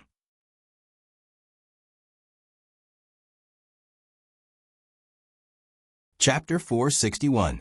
When the maid came back, Gu Xinian had already pushed the wheelchair back into the room. He leaned against the windowsill and looked out of the window in a daze. When he heard the sound of footsteps, he asked, "How is it?" The maid was stunned and hurriedly said, "They're fine. The doctor came to see them. They just fainted after floating on the sea for too long. It's a man and a woman. They're probably a couple. Well, arrange a room for them to stay until they wake up." The maid nodded. She didn't dare to go against Gu Xinian's opinion. When she left the room, she called Gu Duo. "Miss, Mr. Gu asked me to pick up 2 people who fell into the water on the beach today. Do you think who are they? Have you checked their identities?" The tone on the other end of the phone was very vigilant. "A man and a woman. It looks like they're a couple. They floated to the beach. Maybe they're tourists who fell into the water nearby. They were almost dead. The doctor gave them intravenous fluids, and they got better. By the way, they're Chinese." "Chinese?" Gu Duo pondered for a few seconds. "He asked you to save them after seeing them?" "No, Mr. Gu saw them on the balcony. He only saw 2 shadows on the beach. He hasn't seen them yet. If he wants to save them, let him save them. Just don't let him come into contact with those 2 people. When they wake up, ask them to leave quickly." Gu Duo was a little impatient and coldly warned, "I'll be back in 2 days. Keep a close eye on him. If anything happens, you know the consequences." The maid repeatedly responded on the other end of the phone. After hanging up the phone, she opened the door and was about to ask Gu Xinian what he wanted to eat for lunch. However, he spoke first. She agreed. The maid was stunned for a few seconds and nodded embarrassedly. "I won't come into contact with those 2 people. Take good care of them and send them away when they wake up." The maid's expression changed slightly and revealed a look of astonishment. These words were almost exactly the same as Gu Duo's request. If it weren't for the top-notch sound insulation in the room, she almost thought that Gu Xinian was eavesdropping. "Okay, I understand, Mr. Gu.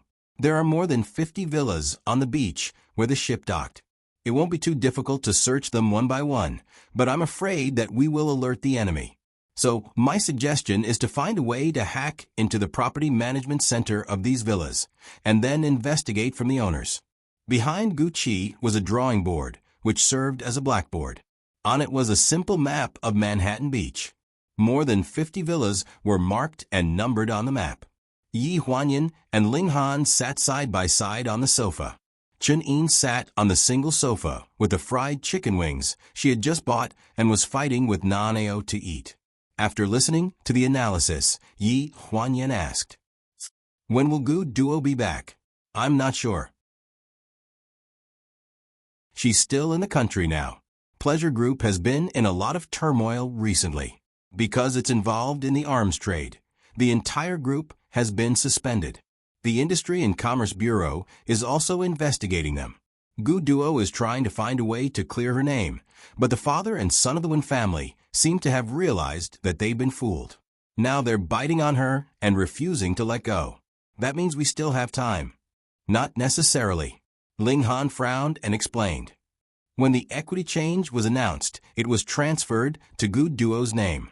In the end, the transaction was actually transferred to Umbo's name. So, if they want to investigate her, they won't be able to find anything. Plus, with her nationality, she can leave at any time." Yi Huanyan also frowned. "So, if she leaves tonight, we have less than 2 days at most. Let's split up." Gu Qi interrupted. "How about this, Mr. Ling? You stay here and contact Xiaobo. At the same time, you keep an eye on young master. Let the 2 of them find a way to hack into the property system. I'll take second, miss, and Xiao Wu to these villas to check one by one." "Okay." Yi Huanyan nodded. "I have no objections." Chun Yin looked up at Gu Qi. "It's fine as long as we can go out.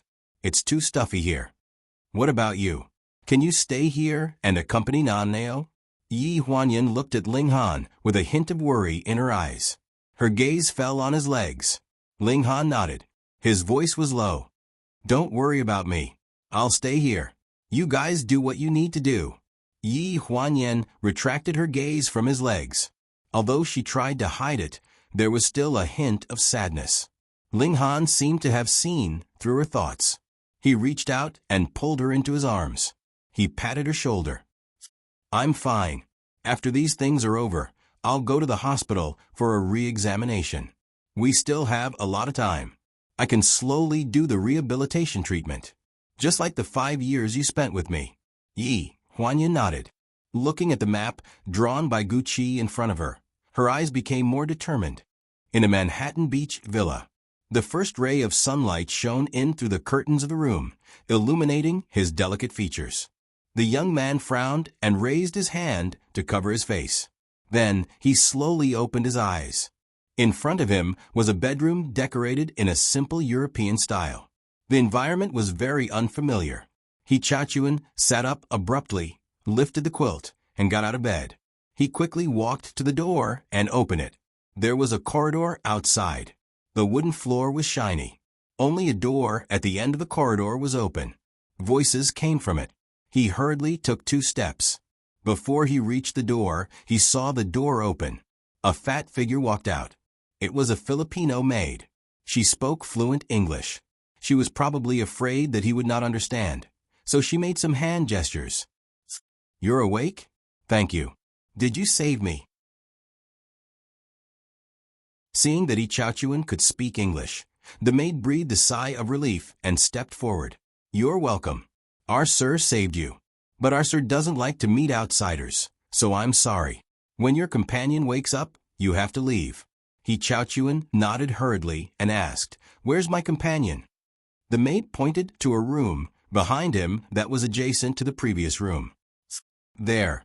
Yi Chaochuan thanked her and turned to walk toward the room. After jumping into the sea, he quickly found Ji Xiaoye. At that time, he was very far away from the beach of the Four Seasons Villa, and there was no time to return. The He family's boat was nearby, and the sea was very turbulent. He took Ji Xiaoye and floated in the sea for a long time. Fortunately, he found a piece of driftwood and floated down with the current. Hunger and cold made the 2 people's physical strength plummet. In the end, Yi Chaochuan found a way to untie his belt and tied their hands together. He clasped the driftwood tightly and fainted. When she woke up, she was saved by this unknown man on Manhattan Beach. This lady choked on water. The doctor came to see her. He said that she will wake up later, so you don't have to worry. The Filipino maid explained a few words. Yi Chaochuan thanked her and she left. Ji Xiaoye's bedroom was decorated exactly the same as the one he woke up in. Even the pot of green plants in the room grew in the same position.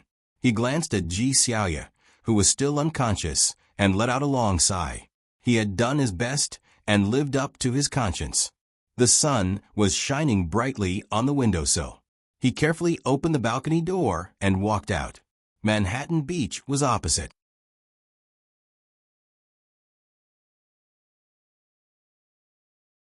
Chapter 462. This was the first time Yi Chaochuan had been outside the house since he woke up. Only then did he realize that this place was not unfamiliar to him. About 2 villas away from the beach, there was a villa near the beach, which was his private property. Thinking of this, he suddenly smiled. There were certain benefits to being rich. For example, he could lie on a piece of driftwood for an entire day and still float to his doorstep. He turned around and prepared to take Ji Xiaoye away directly. After all, at this juncture, there was no safe place for the Gu family except for his own home. When he turned around, he suddenly saw the back of a man on the balcony of a room in the same row. Judging from his back, this man should be well built. However, judging from the height of this man, who was only half a shoulder above the balcony, he was a little short. This room seemed to be the one that the maid had just mentioned. It was their master's room. The sound of a wheel turning entered his ears. Yi Chaochuan suddenly came to a realization. No wonder she was unwilling to see others. It was probably because of her physical limitations. Thinking of this, he lowered his head and hurried into the room before the owner turned around to avoid any unnecessary awkwardness if their eyes met on the balcony. In the room, the light was dim. Yi Chaochuan's action of drawing the curtains made the light dazzle on the bed a little. However, it quickly returned to silence. Ji Xiaoya was still unconscious and did not seem to show any signs of waking up. He Chaochuan sat by the bed for a while. His stomach inevitably let out a scream. Knock, knock, knock. There was a knock on the door. Come in. He quickly looked up and stood up. It was the maid. She was holding a tray in her hand and her expression was calm. Sir, you've slept for so long. You're probably hungry. This is the food prepared by the kitchen. If you don't like it, you can tell me. There was a salad, a vegetable juice, a curry rice, and a seafood soup. It tasted good just by looking at it. He Chaochuan quickly thanked her and walked towards the food that was already on the coffee table in the room. I plan to take her away in the afternoon. I won't trouble you too much. Please leave me your contact information. When I get home, I'll come and thank you on another day. The maid hurriedly waved her hand. No need. How can we accept your help? We should be grateful for your help. There's really no need. Please continue with your meal. The maid immediately turned around and left, as if deliberately avoiding He Chaochuan's gratitude. The room returned to silence. He Chaochuan pinched his ears. This was his habit when he was thinking about things. The maid of this house had too much power. Apart from the matter of saving him, it seemed that no matter what decision she made, it was her own matter. She had never consulted her master. He Chaochuan felt a little puzzled. He kept feeling that something was not quite right, but he was unable to pinpoint what was wrong at the moment. In the afternoon, the sun was shining brightly. The beach was peaceful, and the waves hit the shore. If it weren't for the occasional people walking by the beach wearing overcoats, for a few moments, people would mistakenly think that they could see beautiful women in bikinis here. The weather forecast announced that it would rain at night. The maid had already closed the entire villa's balcony. Finally, she pushed Gusinian back into the room and poured out 2 white pills from the medicine box on the tray. When she was about to throw them into the water, Gusinian suddenly spoke. I can eat it directly. There's no need to put it in the water. The maid was slightly stunned and looked at him hesitantly. It's too bitter to put it in the water. Gusinian's voice was low, and his eyes were unquestionable. He reached out to her. His strong arms looked like they were weak, but under the effect of the white pills, they were as soft as his legs. The Filipino maid hesitated for a few seconds, but still handed the bottle cap with 2 white pills into his hand. She only watched him swallow the pills before she handed him the water with relief. Sir, the 2 people who were saved by the beach have already left. They probably had something urgent and left in a hurry, so they asked me to convey their gratitude on their behalf. Gusinian glanced at the maid, put the cup on the table, and nodded indifferently. The maid said cautiously, By the way, Miss said that she wanted to video call you at dinner. Okay. Gusinian turned his head to look out of the window, looking indifferent. The maid tidied up the tray on the table. When she saw the vitamins at the corner of the table, she asked hesitantly, Sir, have you taken your vitamins today? Yes, take them away. Yes, sir. After the maid left, Gusinian tried to move his legs, then opened his palm and stared at the 2 white pills in his palm. A trace of coldness appeared in his eyes. At the entrance of the Manhattan Beach Villa, Gucci drove a black Jeep, and Yi Huanyan and Chun Yin were sitting in the back seat. Both of them had colorful oil paint on their faces, and there were all kinds of ribbons and balloons piled up beside them. From afar, they saw the security guard at the gate open the door and walk out. He gestured at their car to stop by the side. Stop for a moment, sir. The security guard knocked on the window and looked suspiciously at the 2 strange women behind the car. You are? A friend is holding a party here for the next 2 days. We came here in advance to help. Your friend is Miss Zhou from Building B over there. She often holds parties, Miss Zhou's friend. The security guard suddenly showed a look of indifference. He smiled and said, Then tell me Miss Zhou's phone number and register it first. Okay. Gucci fluently gave Miss Zhou's phone number, then filled out the form and handed it to the security guard. The big rocker in front of the door slowly got up and the Jeep drove in. Yi Huanyan breathed a sigh of relief, as if her heart was still in her throat and could not calm down. She still had lingering fears. Just as they passed the big rocker, a figure was reflected in the rearview mirror. The security guard went forward to negotiate. "What are you doing?" A familiar voice entered Yi Huanyan's ears. Her eyes froze, and she turned her head abruptly. Her gaze passed through the back seat window. "I'm a resident here." The young man's voice was very clear. "Resident?" The security guard looked at him suspiciously. The people who came and went here in luxury cars. This was the first time he saw someone on foot.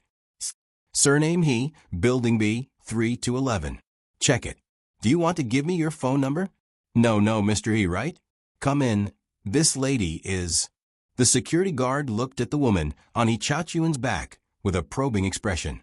The young man grinned. "My girlfriend. She drank too much and is throwing a tantrum. Do you need help?"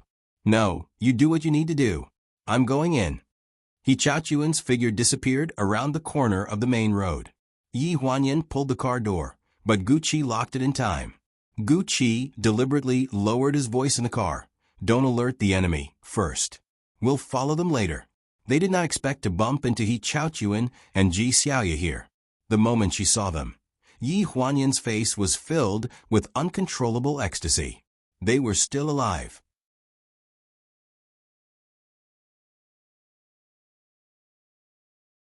Chapter 463. Beach Villa Area B, 3-11. He Chaochuan's private villa. After settling Ji Xiaoya in the guest bedroom, He Chaochuan returned to the living room and made a phone call. "Uncle Wang, this is Xiaochuan. I've been busy with the design for the past 2 days, so I didn't tell my dad when I left. By the way, it's too noisy at home, so I moved to Manhattan Beach. Go back? Why? I'm fine here. I'll call my dad myself later. Don't worry about it." When Gu Qi climbed in through the window on the second floor, He Chaochuan was still on the phone downstairs. The villa had a password lock. Unless one blew up the entire door with explosives, one could only enter from the second floor. Fortunately, He Chaochuan opened the window on the second floor as soon as he came back, which gave Gu Qi a great opportunity. Chun Yin wanted to climb up, but she was wearing too many colorful things, and was stopped by Gu Qi. It was hard not to attract attention when such a colorful person was hanging on the wall. Click. A soft sound came from upstairs. He Chaochuan's eyes narrowed and he lowered his voice. "Uncle Wang, I'll talk to you later." He hurriedly hung up the phone, turned around, and walked to the second floor quietly. The door of the guest bedroom was open to crack. He clearly remembered that he had just closed the door. He frowned and reached out to push the door. "Sister Xiaoyu, are you awake?" There was no movement in the room. After pushing the door open, the person on the bed was still the same as before. Even the shape of the creases on the bed had not changed. He looked at the window with fluttering curtains, hesitated for a few seconds, then walked over and closed the window. Maybe he had been too paranoid recently. Looking at Ji Xiaoya, who was motionless on the bed, his frown deepened. He didn't know if the maid had really been checked by the doctor, but she still showed no signs of waking up. Thinking of this, he sighed and couldn't bear to continue watching. He simply stood up and went out, closing the door behind him. Then he walked down the stairs. Just as he walked up 2 steps, his footsteps suddenly stopped. His eyes revealed a stunned expression as he stared blankly at the 3 people standing in the living room. His face was full of astonishment. "How did you guys get in?" "It's not difficult to come in here." Gu Qi looked serious. "I climbed in through the window and then went downstairs to open the door for them. Your security here isn't very good." He Chaochuan's mouth twitched. "Gu Qi, aren't you a little too casual when it comes to entering and leaving my place? We were also afraid that we would alarm others if we spoke at the entrance, so we came up with this plan." Yi Huanyan explained. "We're here to look for someone. We didn't expect to see you here. How's Xiaoyu?" Hearing this, He Chaochuan remembered the important matter. "She's fine, but she hasn't woken up, so I plan to call home to get a doctor to come over and take a look." "From your house?" Gu Qi frowned. "I'm afraid it's not very safe." The He family did not look for someone in Manhattan with great fanfare, which was considered extremely benevolent. However, This did not rule out the possibility that some people who were enemies of the Four Seasons Villa would take this opportunity to cause trouble and remove the firewood from under the Gu family. The doctor is my classmate. There won't be a problem, He Chaochuan hurriedly explained. Gu Qi still looked at He Chaochuan with a vigilant expression, showing no signs of backing down. Even if He Chaochuan found a way to get Yi Huanyan and the others out of the villa, he did not feel that there was anything to thank him for. After all, if it weren't for the He family, the Four Seasons Villa would still be peaceful, and they would not have been forced into such an awkward situation.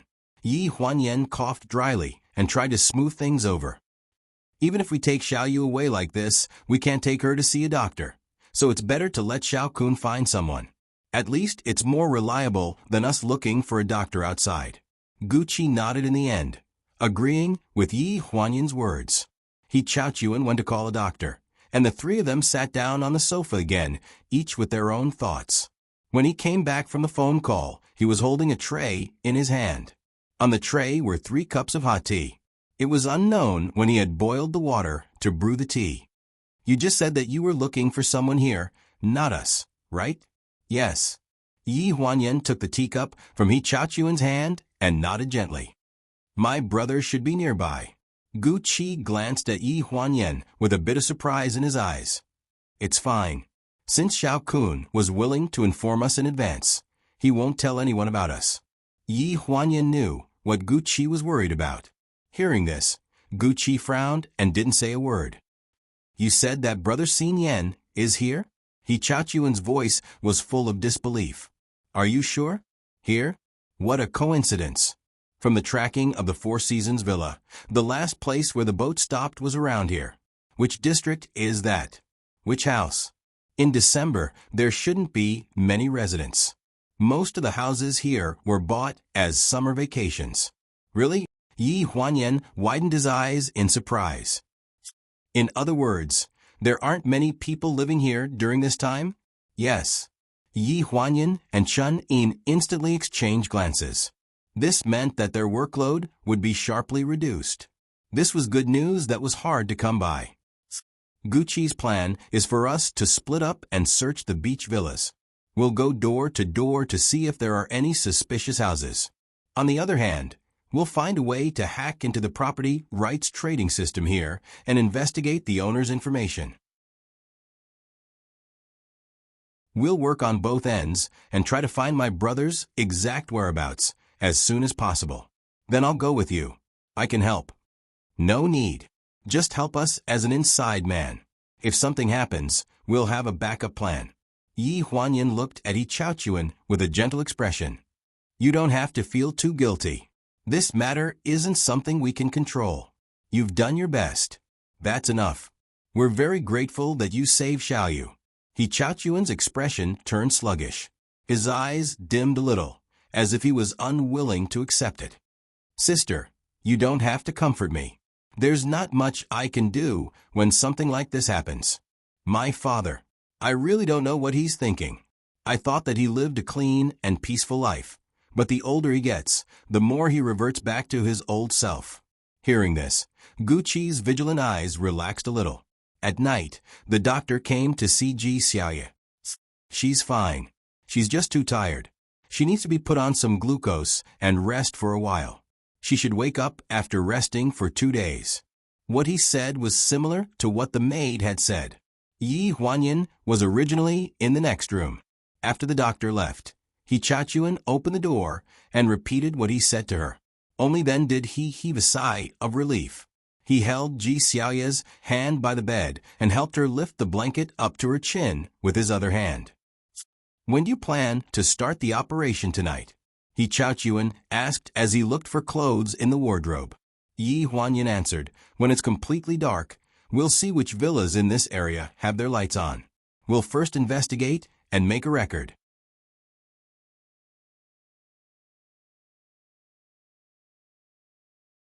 Chapter 464. When the sky was completely dark, Yi Huanyan, Gu Qi, and Chun Yin spread out in the villa area by the beach and began to move. Before he left, he specifically asked He Chaochuan to find a bottle of wine and spray it all over his body. If anything happened, he could pretend that he was a guest who had too much to drink at a party nearby and was wandering around. Yi Huanyan's face was still covered in thick oil paint. They began to search the villa area near He Chaochuan's house. Sure enough, as he said, there were not many people living on the beach in December. At a glance, there were very few lights on. After knocking on several doors, only the servants who stayed at home opened the door. When they saw that the person knocking on the door was a drunkard, they impatiently closed the door. Those with bad attitudes were ready to call the police. After a busy night, it was already midnight when they returned to He Chaochuan's villa. It was much faster than the original plan. They had finished searching all the villas in District B. In the places I was responsible for, only 5 of the houses with the lights on were the owners. The remaining 3 houses had servants. The rest had no lights on, and there were no signs of people living there. After Gucci finished telling his results, he looked at Chuning and said, "It's the same at my place. There are a few empty houses, but the windows are not locked. I climbed over to the balcony to take a look. There's really no one there." When it was Yi Huanyan's turn, she had already stopped talking. Her silent attitude said everything. "You didn't find anything, but you can't say that you didn't find anything." Gucci took a deep breath. "At least we checked all the villas in District B twice as fast as before. We're sure that the young master is not here. Tomorrow we'll go to District A." "Good, I'm going to District A tomorrow too. I'll drive you in." "What are you going to do?" Yi Huanyan asked. "The person who saved me and Sister Xiaoyu. I'm going to bring 2 bottles of red wine to thank him. I left in a hurry before and didn't even see his face." Yi Huanyan nodded. Indeed, he should be grateful for saving his life. She could bring all of them in and avoid lying to the security guard like today. The security guards in Area A might not be so easy to coax. According to the original plan, they were going to leave the beach overnight after they finished investigating. However, since they met He Chaochuan here, there was no need to leave. However, Yi Huanyan was worried about Linghan and Naneo, so she asked Gucci to go back and deliver a letter. She and Chen Yin stayed behind. "I saw the news this afternoon. The news of the Gu family being thoroughly investigated has already been reported. Uncle Gu has been locked up alone for interrogation, and there is still no news from the Four Seasons Villa. I don't know what's going on. I want to contact the people around my father to check, but I'm afraid of exposing you." He Chaochuan looked at Yi Huanyan awkwardly. "It's okay. Like I said, you don't have to feel too burdened. This matter wasn't your fault to begin with." Yi Huanyan continued. "After such a big incident, all the subsidiaries of Gu's group have been closed down for rectification. It's impossible not to be on the news. As for the villa, I think Uncle he will more or less give me some face and won't do anything to my mother." That's true, but He Chaochuan knew that there was no point in saying this now. So he swallowed the words that were about to come out of his mouth and changed his words. "If we find Brother Xinyan's location in Area A tomorrow, what are you going to do? First, we'll find a way to distract the people around him. If there's no other way, we can only rob him. I don't know how many people are around my brother, but Gu Duo shouldn't be careless with him." He Chaochuan and Gu Duo had known each other since they were children. In his impression, Gu Duo was just an older sister who liked to act coquettishly with her parents. No one would have thought that she would become like this later on. At this time, in a villa in Area A, which was not too far away from Area B of the Manhattan Beach Villa, the maid put the tray on the coffee table, unscrewed the bottle cap, poured out 2 pills, and handed them to Gu Xinian. "The water is cold. Add half a cup of hot water." Gu Xinian took the bottle cap with one hand and touched the cup with the back of his other hand with the back of his other hand. His expression was indifferent. The maid nodded and turned around with the cup. She picked up the thermos flask on the coffee table and added water. In her blind spot, the 2 white pills in the bottle cap slipped into the sleeves of his pajamas, and 2 almost identical white pills fell between his fingers into the bottle cap. "The water is ready. Sir, take the medicine," the maid urged in a low voice. The medicine given by Gu Duo had to be taken on time. She was afraid that something wrong would happen if she did not give the medicine to Gusinian on time. Gusinian poured the medicine in the bottle cap into his mouth in front of her, and then swallowed the pills with the water in the cup. After seeing Gusinian's Adam's apple move and confirming that the 2 pills could not be spat out, the maid turned around and began to pack up. "Sir, I won't take away the vitamins. You just need to take them on time every day. Okay." After the sound of the door closing, the white pills were crushed into powder in Gusinian's hand. They slid from his palm into the remaining half-cup of warm water on the table. They quickly melted and finally merged with the water. Early the next morning, Hichachuan drove the Maybach out of the garage and drove into Area A of the beach villa with Chun-In and Yi Huanyan. The cars in the beach villa were recorded. This time, the security guard did not stop them and let them in directly.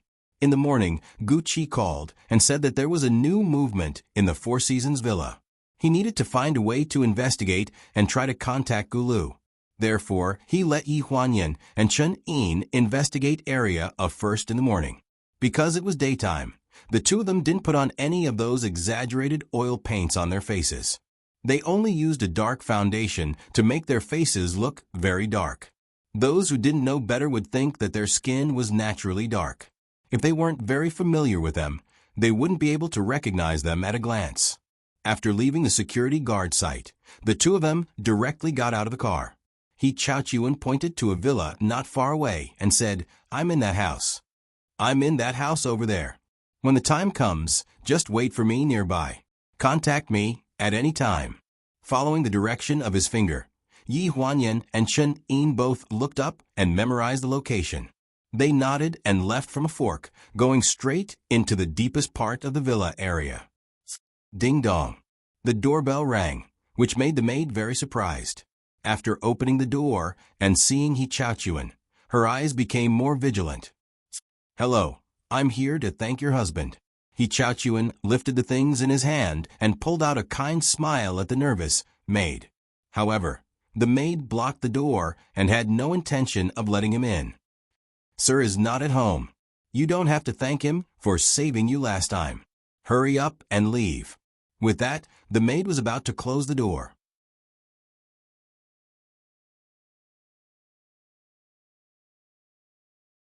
Chapter 465.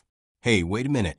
Hichachuan hurriedly stretched out one leg and held onto the door with one hand.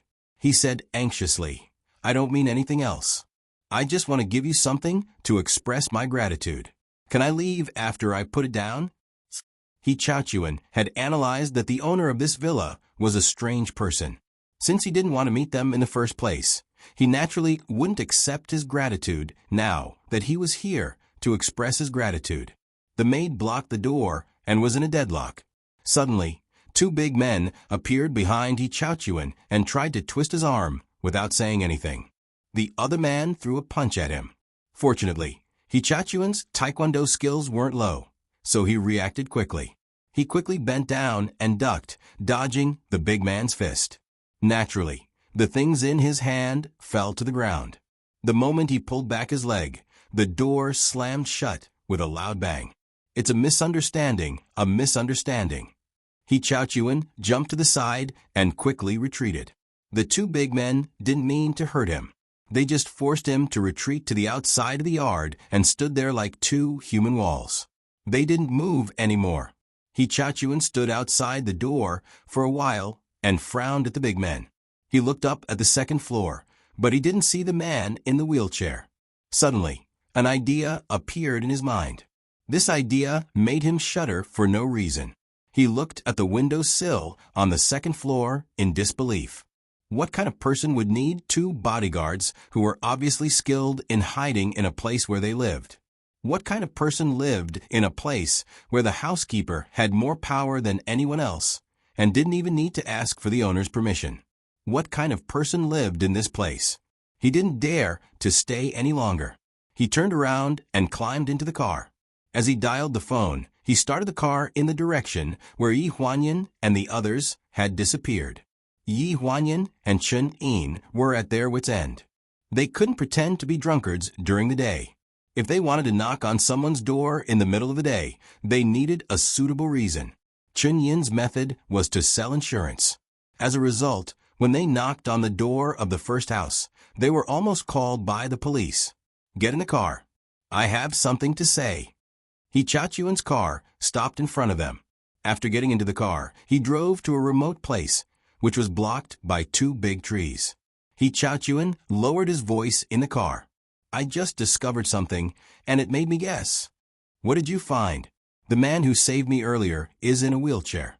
I have never seen him before. The nanny is a maid. There are 2 bodyguards protecting the house, but they do not leave the courtyard." He Chaochuan revealed all the information he knew to them bit by bit. Yi Huanyan's expression began to change bit by bit.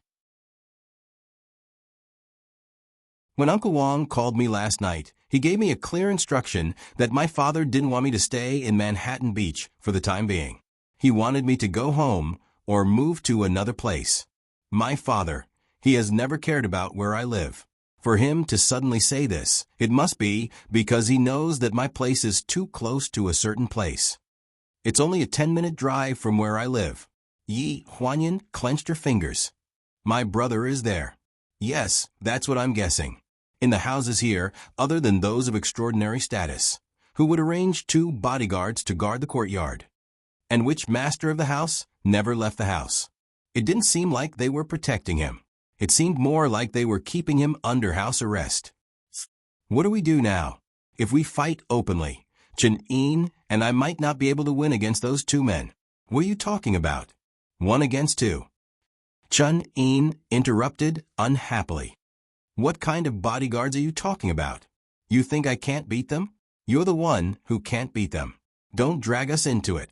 He Chaochuan's face turned pale. He coughed dryly. I forgot that you are the champion of the national wushu competition. It's the world, okay, the world. He Chaochuan took a deep breath and weighed his strength. Chun Yin shouldn't be worried. She wasn't bragging when she stretched her hand. What he needed to worry about was himself. Thinking of this, he looked at Yi Huanyan and said in a low voice, "The other maid is older. Sister Yan Yan, maybe you can beat her." There wasn't much time, so they could only fight openly. Roundabout tactics weren't suitable for a person in a wheelchair, and time didn't allow for it, so they could only use the simplest and most violent method. How about this? I'll carry those things over later. If they stop me, we'll have a little conflict. Chun Yin will come out of the car to help me. I'll try to get the maid to fight with us. Then, Sister Yan Yan, you go directly to the master bedroom on the 2nd floor. It's the room on the far west side. The plan was simple, and they didn't have much time to figure out its feasibility. They could only act according to the situation. 5 minutes later, He Chaochuan pushed open the courtyard door with the things that had just been thrown out. He stood at the door and pressed the doorbell madly. After the maid opened the door, her face fell instantly. If it weren't for her dark complexion, she might have turned blue. "Why is it you again? I still feel that I should bring the things here. I want to thank your husband personally." I said no need. The maid's tone was quite impatient. Her eyes wandered around, as if looking for the bodyguard. She raised her fat chin and said unhappily, "Hey, sir, if you continue to be like this, we won't be polite anymore." He Chaochuan was afraid that she would close the door, so he raised one leg and stuck it on the door frame again. The 2 big men came a little late this time. They probably thought that after driving him away, he wouldn't dare to come back for a while. The 2 men waved their fists and rushed up. He Chaochuan dodged left and right, but a figure rushed out of the car like lightning and directly wrestled with one of the big men. With a back throw, a 200-pound man fell to the ground. The maid was about to close the door, but was frightened by the scene. She hurried back to the room to make a phone call. At this time, Yi Huanyan crept along the wall to the door from a corner. She flashed into the room and saw the maid standing in the opposite room with her back to her, making a phone call. She tiptoed to the stairs and went upstairs. She was halfway up the stairs. "Hey, what are you doing?" The moment the shrill voice of the Filipino maid sounded, she broke into a run, just like she had rehearsed it countless times in her mind before. As soon as she reached the second floor, she ran along the corridor to the westernmost room, twisted open the bedroom door, and directly locked it. Yan Yan. The familiar voice sounded. Yi Huanyan suddenly raised her eyes and looked at the source of the voice. On the wheelchair by the window was a handsome man with short silver-white hair. His face was slightly pale. He was pulling the floor-to-ceiling window of the balcony, as if he was going to go out. "Brother, I finally found you." Yi Huanyan strode forward. The moment her eyes fell on the wheelchair under him, her voice lowered. "Brother, your leg." Gu Xinian looked down and didn't have time to answer. He hurriedly said, "Come here, she has the key to the room."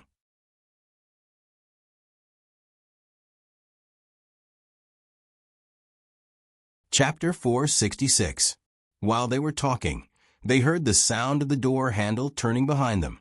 Before Yi Huanyan could see what was happening, a hand pulled her behind him. When she came back to her senses, Gu Xinian's strong and broad back was in front of her. He could stand up, ran over quickly, and pulled her behind him. Bang!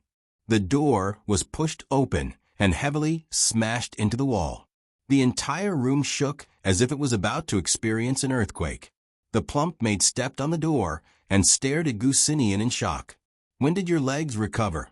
Gu Xinian's face was dark and his eyes were cold. "Since you saw it, there's nothing to explain. Let us go, and you can live." When Yi Huanyan saw that Gu Xinian could stand up, she heaved a sigh of relief. But when she looked down, she saw that his clothes were trembling slightly.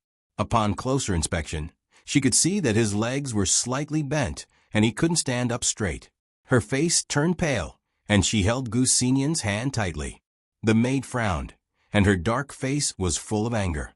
She seemed to be dissatisfied with Gu Xinian's attitude. She growled, "Sir, didn't you take your medicine?" Yi Huanyan couldn't help but twitch her mouth. "Was this the right time to talk about this? But I saw you take your medicine every day. You couldn't have spat it out." "I used vitamins to exchange for the medicine and took it in front of you. Of course, you couldn't tell." Gu Xinian was pulling Yi Huanyan back. He seemed to be looking for an opportunity to break through the wall of flesh at the door. The maid slammed the door with one hand, and it made a loud bang. "You can't walk out of here just because you lied to me and didn't take your medicine." Gu Xinian frowned and protected Yi Huanyan behind him. The black muzzle was aimed at him, and he said in a deep voice, "If you kill me, you won't be able to explain to Gu Duo. Sir, I want to hit this woman who trespassed on private property. It's not against the law. This is also Mrs. Order." The long stalemate didn't do Gu Xinian any good. His legs began to tremble. He didn't have the opportunity to exchange for vitamins every time, and he didn't know how much of the medicine was left in his body. He couldn't guarantee that if he fought with the maid now, he could protect Yi Huanyan unscathed. In fact, the sudden arrival of Yi Huanyan and the others had ruined his original plan. "Let her go, I'll stay." Gu Xinian held onto the pillar at the end of the bed as beads of sweat started to form on his forehead. The Filipino maid did not notice his strangeness. She just frowned and refused to relax her vigilance. She hesitated for a few seconds and finally glanced at the table. Okay. Sir, as long as you take today's medicine, I'll let this lady go." "Don't take it." Yi Huanyan grabbed his hand. "Brother, Xiao Wu and Xiao Kun are downstairs. We still have a chance. They have guns." Gu Xinian's low voice sounded. It was as if a basin of cold water had been poured on Yi Huanyan's head, and her body became cold little by little. She stiffened her neck and looked at the balcony. She saw that Chun Yin and Yi Chaochuan had been forced into a corner with their hands raised above their heads. They slowly squatted down, and no one dared to move. Before they came, they had forgotten that the people here all had guns. This was private property, and guns were legal. In front of Yi Huanyan, Gu Xinian swallowed 4 pills, then picked the glass of water on the table and drank it in one gulp. Almost at the moment he finished drinking the water, his legs gave way and he fell into the wheelchair. Yi Huanyan exclaimed, "Brother, now can we let them go?" They trespassed on private property. If Miss finds out, they won't be able to live. The maid raised the gun and aimed it at Yi Huanyan's heart. You went back on your word. Yi Huanyan turned around abruptly, her face pale as she accused the maid. The maid sneered. That was because Sir lied to me first. It's my job to take care of Sir, and it was Sir who promised Miss to cooperate with me. These things should be done. This is our responsibility. As she spoke, her index finger was already on the trigger. Gu Xinian wanted to pull Yi Huanyan behind him, but the medicine had taken effect. At this moment, his arms were unable to move. His usually calm eyes were filled with panic, and he shouted in a trembling voice, "Yan Yan, get down!" Bang! A gunshot rang out. Under the effect of a silencer, the sound was not very loud, but it was enough to shake the entire room. Yi Huanyan closed her eyes, and she did not feel the pain. At first, she thought that it was the pain that would cause suffocation and numbness. Then, she thought that it was because she died too quickly and did not feel anything, until she heard a familiar voice. Nonsense. A woman's cold voice came from the maid's direction. With a loud bang, the maid's mountain-like body collapsed to the ground. She screamed and hugged her calf, which was spurting blood.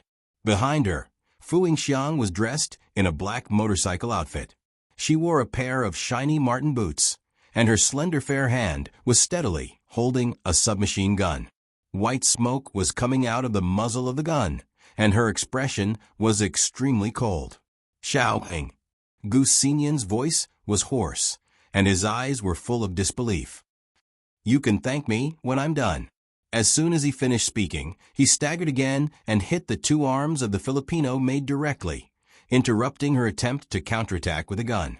A small pistol slipped to the ground and rolled around in a circle of blood. Fu Yingxiang stepped over the maid and put the submachine gun behind her back. She muttered, "My old master's treasure to guard the house. I took it out for a walk. I didn't expect it to be so useful." Yi Huanyan finally came back to her senses. She ran forward and hugged Fu Yingxiang. She exclaimed, "Fourth sister, why are you here?" "The news. You didn't tell me. I only found out about your family's accident after seeing the news. I tried to contact Gu Qi, but couldn't reach him. I just arrived in Los Angeles this morning and contacted Gu Qi. He brought me here." "You came directly?" "That's right. I came directly." Fu Yingxiang casually responded to Yi Huanyan's question, but her hands were not idle. She took the medicine bottle from the table and turned to ask, "They gave you this medicine, right?" Gu Xinian nodded weakly, but his eyes were filled with stubbornness. "Come on, what's with that look?" Fu Yingxiang raised her chin and looked as if she knew what he was thinking. "It's not the first time you've acted so pitifully in front of me. Save your tall and mighty for your little wife." If there was anyone Gu Xinian had trouble with in his life, it would probably be Gu Duo and Fu Yingxiang. One of them had harmed him time and time again, while the other had saved him time and time again. However, if there was anyone Gu Xinian was a little afraid of, it would be Fu Yingxiang. 10 Gu Duo could not compare to 1 Fu Yingxiang. When she was as calm as water, she was a water lily. When she was hot and domineering, she was a devil pepper.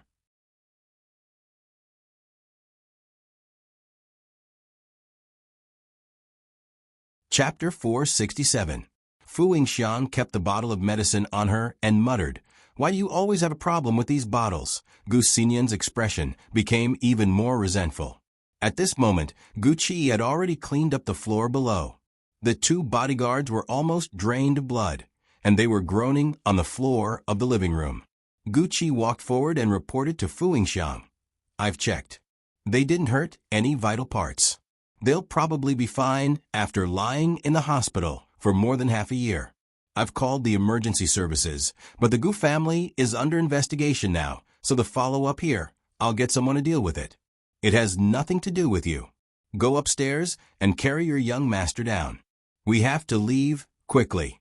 Gu Duo is flying back today, so she should be at the airport by now." Fu Yingxiang was the one who decided to carry the gun. She took a private jet from Las Vegas and carried a small black box. When Gu Qi first saw it at the hotel in the morning, he thought it was some kind of musical instrument. He only saw her open it before they left. The shiny body of the gun was quite heavy, and most women would not be able to hold it steadily. 10 minutes ago, Fu Xiang had shot the 2 bodyguards who were approaching Chen Yin, and he Chao Chuan at the door as soon as she got out of the car. Gu Qi thought that she was shooting casually and was afraid that her hands would tremble and turn them into sieves. He was very anxious, but he did not expect that after a final check, every shot would avoid the vital parts. If this was used to commit a crime, it would basically be a perfect way to avoid being sentenced. When Yi Huanyan came downstairs, Fu Xiang had already chatted with Chen Yin for a while. Previously, when Fu Xiang returned to China, Yi Huanyan had asked her to meet her friends from the 4th prison. They had not contacted each other all these years, so it was inevitable that they would complain about it. In a hotel apartment in Los Angeles, in order not to attract attention, Gu Qi's Jeep drove around Los Angeles for the whole afternoon. He didn't return to the hotel until it was dark. He helped Gu Xinian, who had taken some anti-inflammatory drugs, into the elevator. As soon as he opened the door, Na Neo pounced on him and hugged his legs. "Uncle." Yi Huanyan hurriedly grabbed his collar and said anxiously, "Don't touch Uncle's leg. Quick, go play somewhere else." "I'm fine." Gu Xinian lowered his hand and touched Na Neo's head. His hand slid to his shoulders. He probably wanted to carry him, but he thought of something and just patted him on the shoulder. Then, he helped Gu Qi to the sofa and sat down. Ling Han sat opposite him and poured him a cup of tea. "Drink some water." Gu Xinian nodded. His face was pale, and he took a sip of the water. Many people came back, except for He Chao Chuan, who was in a hurry to go home and lie to his father. Everyone, including Fu Xiang, came back. Chen Yin was very sleepy. As soon as she came back, she carried Na Neo into the bedroom to sleep. Everyone in the room looked unhappy. In the afternoon, news came from the Four Seasons Villa that Gu Qi had contacted Gu Lu. He said that He Xiao and Wan Yi had quarreled yesterday.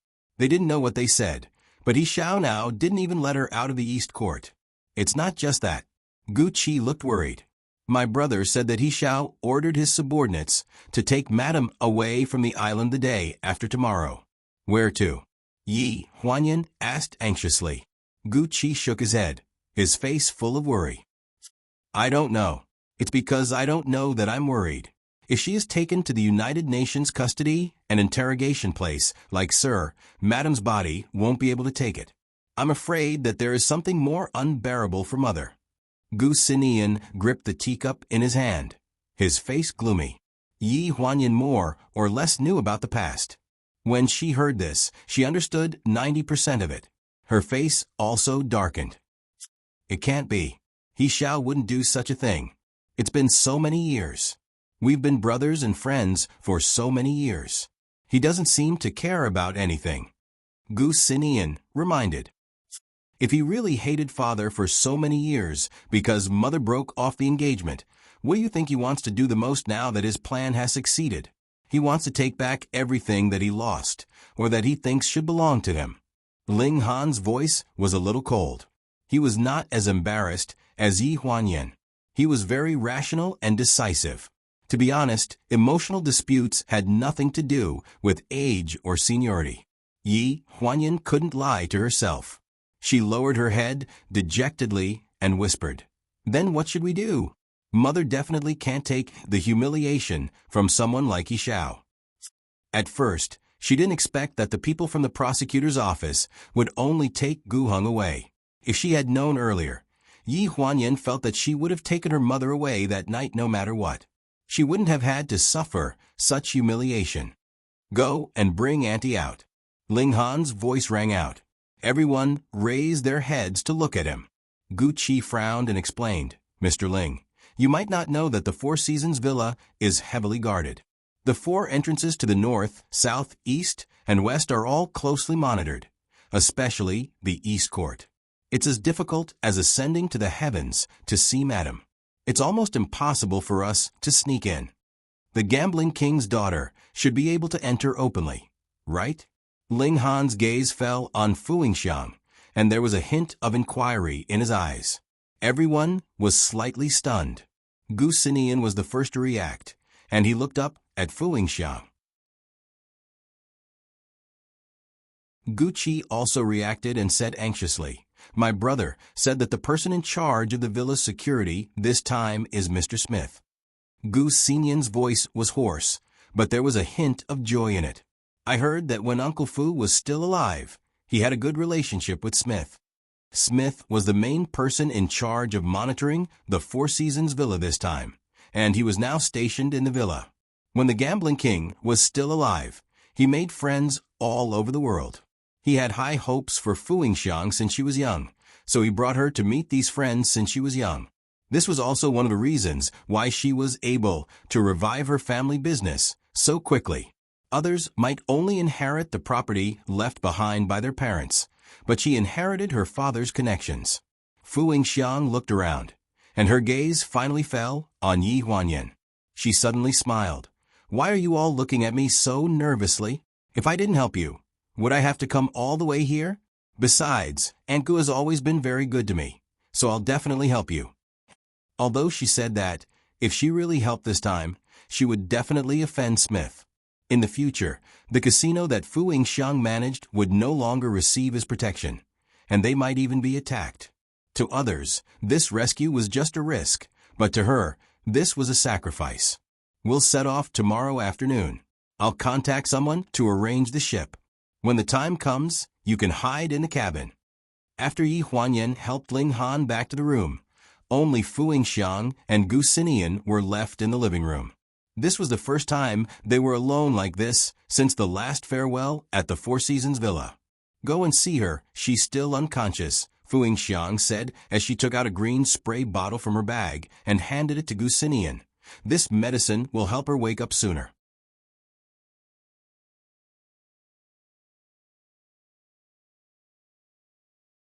Chapter 468.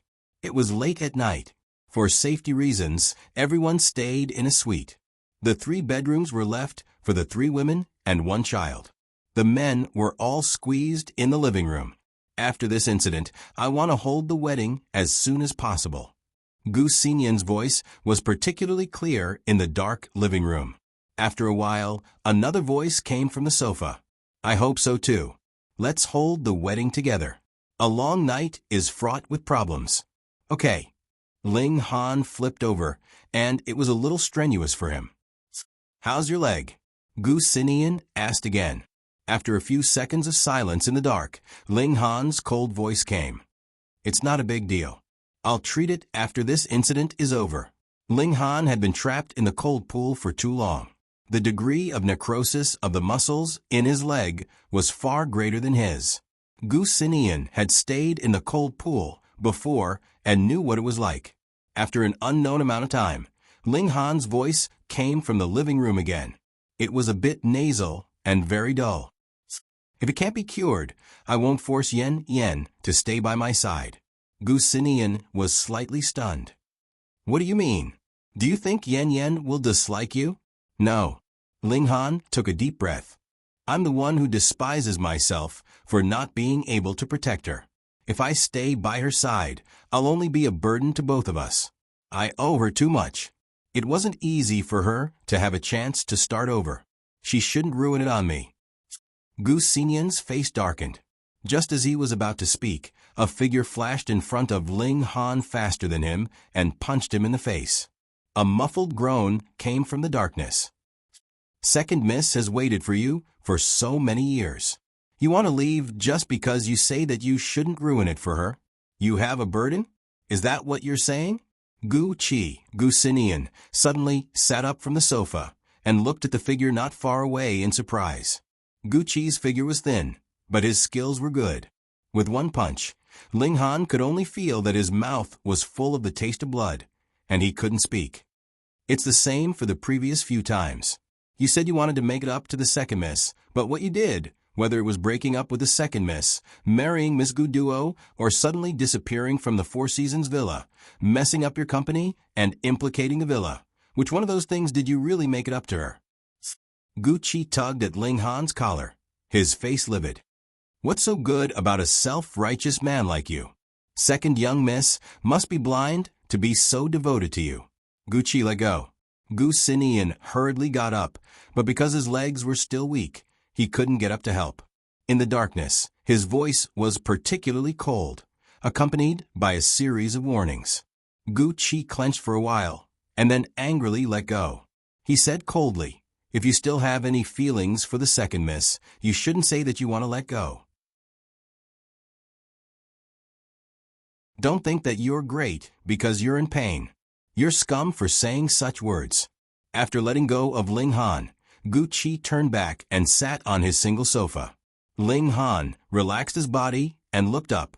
The living room was dark, but he could feel a chill penetrating through the darkness. It came from Gu Chi's eyes, as if it was going to cut him into 1,000 pieces. Enough. Why are you still fighting at this time? Go to bed early. We still have to find a way to enter the villa tomorrow. Gu Xinyan's voice broke the silence. He turned on the light and looked at Ling Han. Go to the bathroom and take care of it. It's bleeding.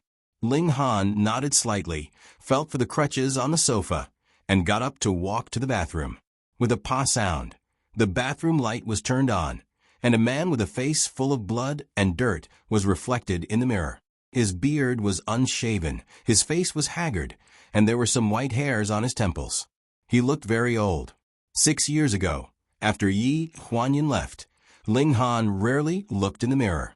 In the years when she wasn't around, he didn't seem to have a sense of time. He aged very quickly, as if a lifetime could pass in an instant. During those years, he recalled almost all the details between them. There weren't many that could be called good memories. Almost all of them were covered by the more than a year of mutual torture, and were crushed to pieces. Voila, the sliding door of the washroom suddenly opened a crack, and a pink figure flashed in from the outside. The moment she saw him, the smile in her eyes froze, and there was some astonishment on her face. "What happened to your nose?" Ling Han was slightly stunned. He touched his nose and felt blood. He pretended to be calm and said, "Oh, it's just a nosebleed. It's not a big deal." "That's too much, isn't it?" Yi Huanyan exclaimed and pulled out a tissue in a hurry. She pressed on Ling Han's shoulders and forced him to sit on the toilet. "Sit down. Raise your head and don't move." Ling Han sat down obediently and raised his head to look at the ceiling. He let her take the tissue and mess with his face. He didn't make a sound when she touched the place that hurt, as if he was numb to the pain. "Why did you come out? Can't sleep?" he asked in a muffled voice. "I heard you guys talking about something in the living room, but I couldn't hear it clearly. I couldn't sleep, so I came out to take a look. My brother said you went into the bathroom, so I followed you." Yi Huanyan's response was so casual that Ling Han couldn't tell if she heard what he said before. "The heater is too high. Did you not drink water for the past 2 days? Why are you so heaty?" Yi Huanyan muttered as she crumpled the blood-stained tissue into a ball and threw it into the trash can. Ling Han suddenly hugged her waist and looked up at her. They were very close, but his gaze was distant, as if he was looking at something unattainable. Yi Huanyan patted the hand on her waist and said in a low voice, "What are you doing?" "Yen Yen, I regret it." "Huh?" Yi Huanyan frowned and looked puzzled. "What regret?" "I regret everything," Ling Han said in a hoarse voice. "I didn't treat you well when I met you. I regret that I didn't express my feelings to you earlier after you graduated. I regret that I forced Jiang Milan's mistake on you. I regret that I tortured you for more than a year. I regret that I thought you were dead so easily. I regret there were too many regrets." He was treading on thin ice and trembling with fear. He was afraid that when he woke up last night, it would all be a dream again. He couldn't believe that such a terrible person like him would have a chance to start over with her again. He was very afraid. He was very afraid that happiness would be short-lived and that there would be more pain waiting for him in them. "At the end of the day, you regret meeting me." Yi Huanyan interrupted him, her expression as calm as water. "No," Ling Han quickly refuted. Yi Huanyan looked at him with a serious expression. What you said is the unhappiness between us, but no one can be happy forever. You regret the memories between us, even if it's just a small part of it. That's denying my existence. If I hadn't appeared, none of this would have happened. You are still you, and I am still me. We don't owe each other anything.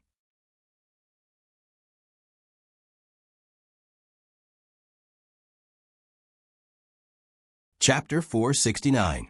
But if you and I really didn't appear in each other's lives, then are you and I still the same person?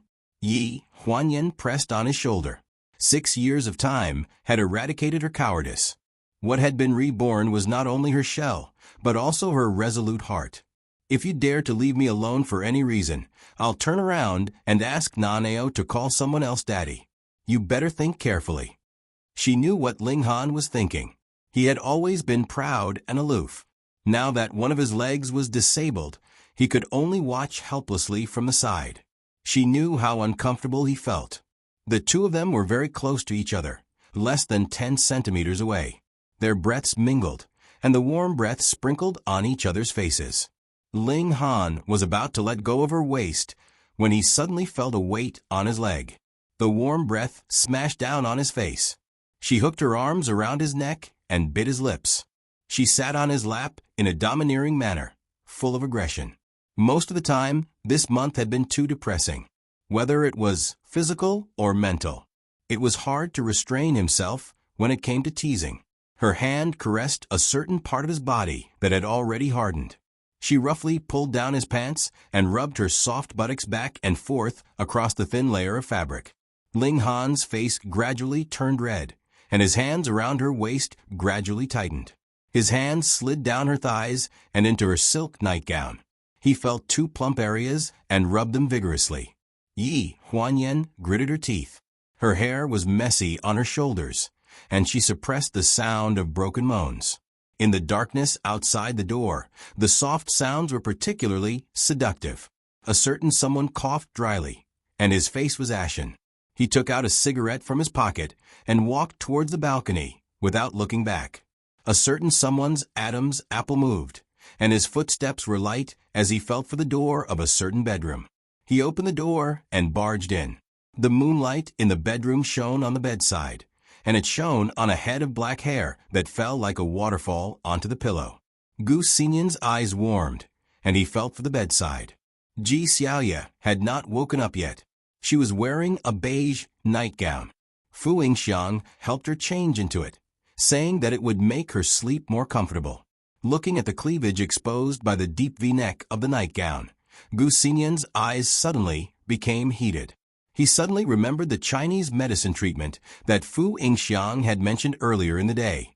Proper physical stimulation can help her wake up as soon as possible. After hesitating for a long time, he carefully lifted the blanket and slid in. The room was filled with spring scenery. Later, when Yi Huanyan asked Ji Xiaoya when she woke up, she stammered for a long time without being able to say anything. She couldn't possibly say that when she woke up, she was being pulled down by a man who was usually dignified, but was actually worse than a beast in bed, right? She was jolted awake. Everyone had a sleepless night. The most miserable one was Chinine. She was pincered. One was Ji Xiaoya's room, and the other was the bathroom in the living room. Chun-Yin covered Naneo's ears and sighed over and over again throughout the night. What kind of situation was this? Why were they still showing off their affection? She really couldn't live with this anymore. In the Manhattan Beach villa, the porcelain sculptures in the house were all in a mess. A woman's shrill scream almost tore the roof off. You can't even watch a person. What are you doing? They have guns. They have guns? Don't you have guns? Aren't those guns in your hands? Are they toys? Gu Duo was so angry that her whole body was trembling. She casually took a pistol from a table and pointed it at the maid. Why don't I give you a shot to see if this gun works? The maid fell to the ground. Her hands and feet were wrapped in gauze, and she couldn't move. Her face was full of horror. They have a submachine gun in their hands. A submachine gun? Gu Duo's face turned cold. Who took it? Was it a man or a woman? A woman. It's a woman. A woman with a submachine gun. How many people in this world were willing to risk their lives for Gusinian? It was obvious who it was. The next day, at the Four Seasons Villa, the people patrolling the dock saw a boat coming from afar. A group of people took out their guns and aimed at the boat until someone on the boat showed up. A valiant woman walked down from the boat, followed by two strong men who looked like bodyguards. Who are you? Raise your hands. Fu Yingxiang frowned and said patiently, "Excuse me, I'm looking for Uncle Smith." She deliberately emphasized the word uncle. The guard who asked the question immediately changed his expression and looked at his companions behind him, as if asking for their opinion. Wait a minute. Not long after, the silver-haired Smith got down from a car with a gun at his waist. He walked with the same vigor as he did when he was in the Criminal Investigation Unit.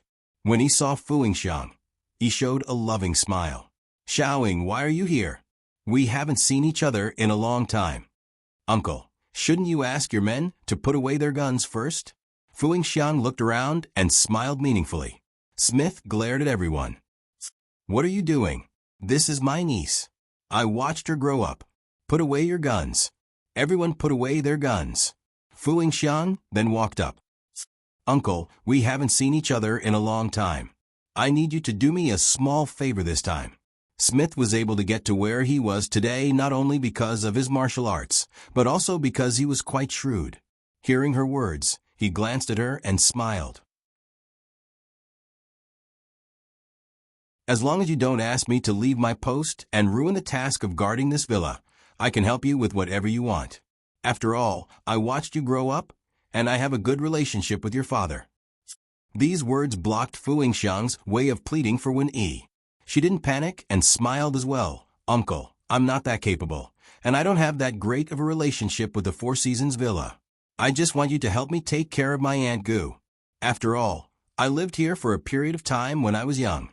Later on, her son helped Owen a lot. I can't owe him this favor for too long, right?" Smith nodded. "It's easy to take care of her. Xiao didn't ask us to make things difficult for her. Besides, you know that I don't make things difficult for women." "That's right. Uncle Smith is a man of indomitable spirit." "Ha ha ha, it's not convenient to talk here. Since you're here, let's eat here. The food here is very good. You should have eaten before, right?" With that, Smith invited her into the car. The two bodyguards behind Fu Yingxiang wanted to follow, but they were stopped by the guards. Smith explained, "It's very safe here, so you don't have to bring your bodyguards. Let them wait here first. What do you think?" "No problem." Fu Yingxiang waved her hand at them, indicating that they should get on the boat first. "By the way, is there anyone else on this boat?" Smith asked.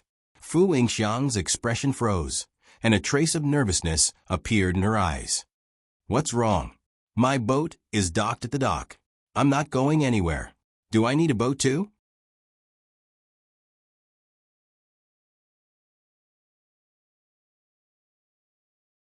Chapter 470. When Smith saw her conflicted expression, he suddenly stopped in his tracks as he was about to close the door. He put one foot out of the car and walked out again. "Xiaoying, this boat is to prevent any accidents from happening in the villa and to prevent others from suspecting you. After all, you have a close relationship with the eldest young master of the Gu family, so I have a close relationship with Gu Sinian." Fu Yingxiang curled her lips. "Uncle, how much have you heard? What kind of relationship do you think I have with a man who has repeatedly broken off the engagement with me?" Smith was slightly stunned. A trace of resentment flashed across his eyes, but he still glanced at the boat from the corner of his eyes. Fu Yingxiang's face darkened. "Uncle, you don't trust my character? Even if it's on account of your relationship with my father, I wouldn't do anything to harm you. Isn't your suspicion too disappointing?" "You're right." Smith revealed an anxious expression. "If someone hadn't told me about this, based on my relationship with your father, I wouldn't have guarded against you. Besides, I'm just doing my job and checking the boat. Someone told you about this." Fu Yingxiang raised her head and looked at Smith inquisitively. "Uncle, May I ask who this person is? Smith was slightly stunned and frowned. If you tell me who's trying to drive a wedge between us, I have to have an idea of who it is, right? Fu Yingxiang clenched her fists and showed some anger on her face. If you don't believe me and believe this person who's trying to drive a wedge between us, then you can go ahead and check. I won't say a word. Smith's frown deepened. Fu Yingxiang simply got out of the car and looked at the guards surrounding the boat. She ordered in fluent English, "You can search the boat as you wish. Other than my 2 bodyguards, I guarantee that no one else will be on the boat." The captain of the guards glanced at Smith, and after getting a nod from him, he boarded the ship and began to search. Smith and Fu Yingxiang walked side by side to the front of the ship and said in a deep voice, "Xiaoying, this is also a way to avoid suspicion. After all, your relationship with the Four Seasons Villa is indeed extraordinary in the eyes of outsiders. You should understand each other. If there are no problems after the investigation, I'll bring you in to see Madame Gu." Fu Yingxiang sneered in her heart, but she did not show it on her face. According to the current situation, if they want to search my boat that is docked at the pier, then if I enter the villa, won't I be searched? You must be joking, Xiaoying. Smith's expression did not change. It's just that there's a guest in the villa now. The one inside seems to have some grudges with you. When you see her, just treat it as giving Uncle some face. There's a guest in the villa? Fu Yingxiang's expression froze for a moment before she regained her senses. It was the one who instigated it, right? While they were talking, the captain in charge of searching the entire ship had already jumped down from a ship. "Mr. Smith, there's nothing on the ship." Smith waved his hand to signal for him to leave, then turned to look at Fu Yingxiang.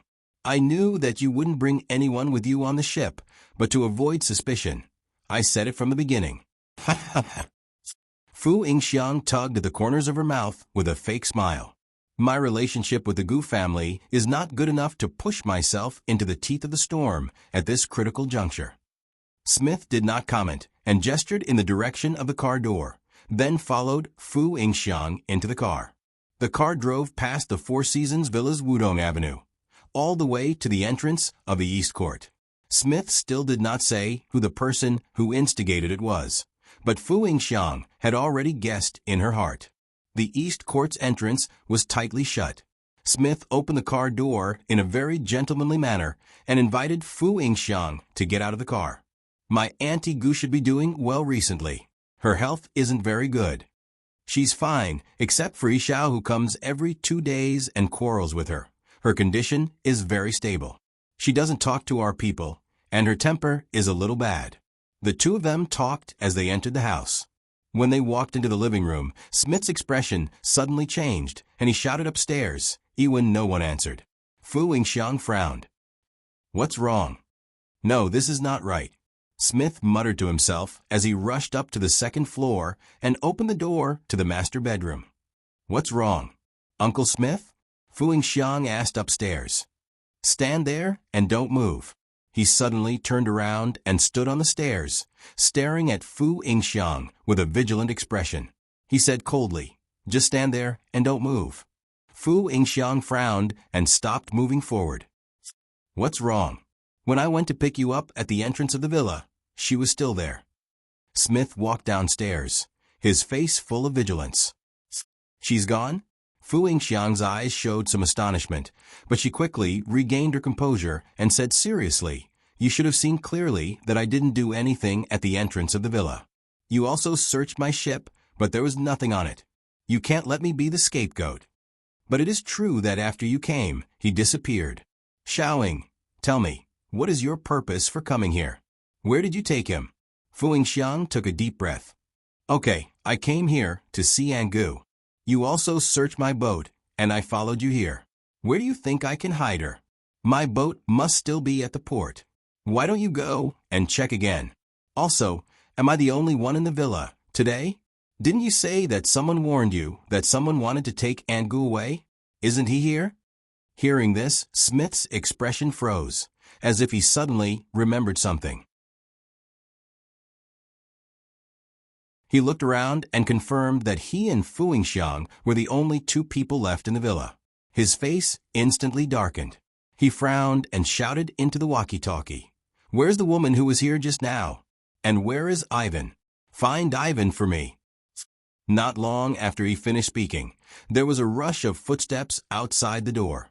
A man drenched in sweat opened the door, and his face was full of fear. He probably heard the voice from the walkie-talkie. The moment he opened the door, he was still holding the walkie-talkie in his hand.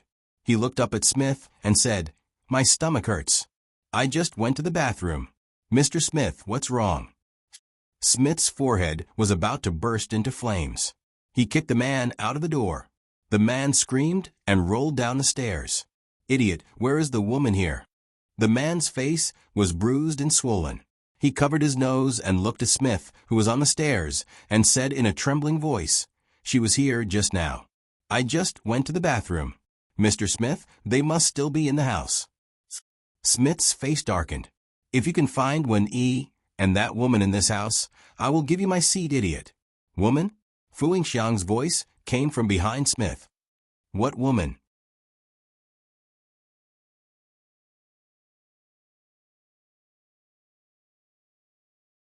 Chapter 471.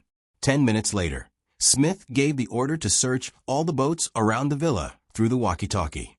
He then activated the guards surrounding the entire Four Seasons villa to conduct a large-scale search. Fu Xiang sat on the sofa with a teacup in her hand. Her expression was calm. "Actually, if Uncle had told me earlier that the person who came here was Gu Duo, I would have reminded you earlier to be wary of her." Smith's expression tensed up. "What do you mean? You only know that she has a little conflict with me, but you don't know what kind of conflict she has with me, right? Actually, I originally had 2 chances to complete the marriage agreement with Gu Sinian. The first time, Gu Sinian married another woman. The second time, she had something on Gu Sinian to threaten him. I can't change Gu Sinian's own wishes, but she interfered in this matter. Don't you think I should hate her? She wants to marry Gu Sinian. She's going crazy. You heard about the shooting in Los Angeles yesterday, right? Gu Sinian escaped right under her nose. What do you think she can do to find Gu Sinian?" Smith's expression darkened. "You're saying that she took Mrs. Gu away and wanted Gu Sinian to show up and go back obediently? I'm just speculating. After all, you said that she was the only guest in this villa other than me, and you've already searched my boat." Smith furrowed his brows. His eyes were filled with rage, and his knuckles made cracking sounds. At this time, the fog was hazy. A speedboat sped away from the west coast of the Four Seasons villa 10 minutes ago. At this time, the person in charge of driving the boat was Gu Chi Chuning, handed a blanket to the woman beside her with a worried look on her face. "You don't look well. Did they do something to you?" Wen Yi's face was pale. She shook her head gently. "I just didn't eat. It's nothing serious." If she fell into the hands of these people, she was afraid that the food would be tampered with. So these days, she was very cautious about eating and drinking. She would avoid eating if she could. "There's bread under the cabin." Gu Chi's voice came from behind. Chun-In lowered her head and pulled out a bag of food from the cupboard at her feet.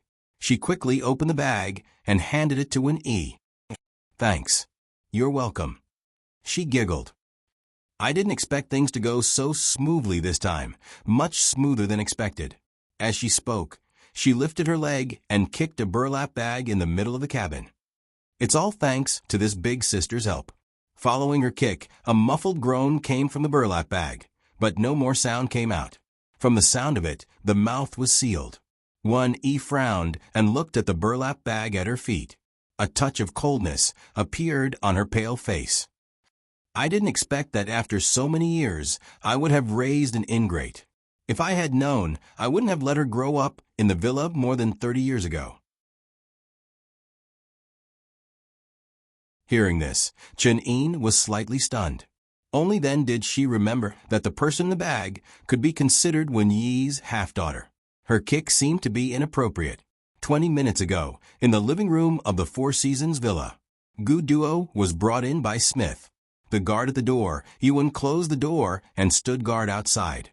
The fact that Gu Duo had cut ties with the Four Seasons Villa was almost a consensus among the people in the circle. However, this matter was also a thorn in Gu Duo's heart. The main purpose of her coming to see Wen-yi was to remove this thorn in her heart. Shortly after Smith sent her in, he received a walkie-talkie and hurriedly left the East Garden, instructing his subordinates to stand guard at the door. The sound of an engine sounded in the courtyard. The car drove away, leaving only silence in the room. "Long time no see, Mom." Gu Duo's voice was still as sweet as before, but it was not as delicate as before. When he sat across from her, her face was cold and her eyes were distant. "I only have one daughter. You can't call me." It was hard not to credit Gu Duo for the incident at the Four Seasons Villa. In addition to the kidnapping of Gu Sinian, it was easy to guess who leaked the inside information. Gu Duo took a deep breath, as if to restrain her temper. She said slowly, "I know that you only treat me as a substitute. For so many years, you have never treated me as your biological daughter. After Yi Huanyan came back, I became a superfluous decoration in this villa. You can't wait for me to leave on my own, can you? That's just your own dark thoughts." When Yi sneered, "Minmin grew up in the villa with you. Why can Minmin live a good life, but you have to humiliate yourself and others over and over again? Gu Min is just a servant." Gu Duo's sudden raised voice startled Wen-yi. She frowned and clenched the sofa cushion under her. "You compare me with a servant, and you say that you treat me as your biological daughter? Minmin is not a servant. There is no servant in the villa. You have never understood this since you were a child." Wen-yi's face was full of disappointment. She looked at Gu Duo, and a sentence from many years ago suddenly came to her mind. Many years ago, Gu Ling had told her that human nature may be difficult to change. If she was not urged and allowed to grow freely according to the unique bad habits of human beings, she would only grow into a terrible monster in the end. She had been blinded by guilt and had placed all her emotions on Gu Duo. She had spoiled Gu Duo too much. She had obeyed Gu Duo and raised her to be the person she was today. "You're right. I treated you as a substitute all those years ago, as my biological daughter. But what's wrong with that? What did I do wrong to you? It's all your fault. The reason why the whole villa gave up on you is not because we looked at you differently, but because of your own selfishness and madness." "You're talking nonsense." Gu Duo's eyes narrowed. "You're such a pretentious person who only knows how to find excuses for yourself. Is that so? I'm talking nonsense?" Wen-yi took a deep breath. "Even if I really let you be my daughter now, you may not be willing, right? I can't bear to see my daughter and son being incestuous. We're not related by blood at all." Gu Duo suddenly stood up and shouted, "Why did you adopt me in the first place? If you hadn't adopted me, there would still be a possibility between us." When he looked at Gu Duo, her eyes full of pity. "Do you think that if we hadn't adopted you, there would be a possibility between you and Nian? You would still be Nian's cousin, and Nian would still go to the west to bring Su-ko back. The one who grew up with him would still be Xiaoying. There would be no place for you by his side. It's not like that." Gu Duo's eyes were almost crazy. She staggered to Wen-yi and reached out to grab her collar. She retorted angrily, "It's not like that at all. This is your excuse. It's all an excuse for you to object to us being together." Wen-yi's collar was grabbed by her. Her clothes were in a mess, and her face was pale. She only felt that she couldn't breathe and was pressed against her throat. When she came back to her senses, Gu Duo had already grabbed her neck.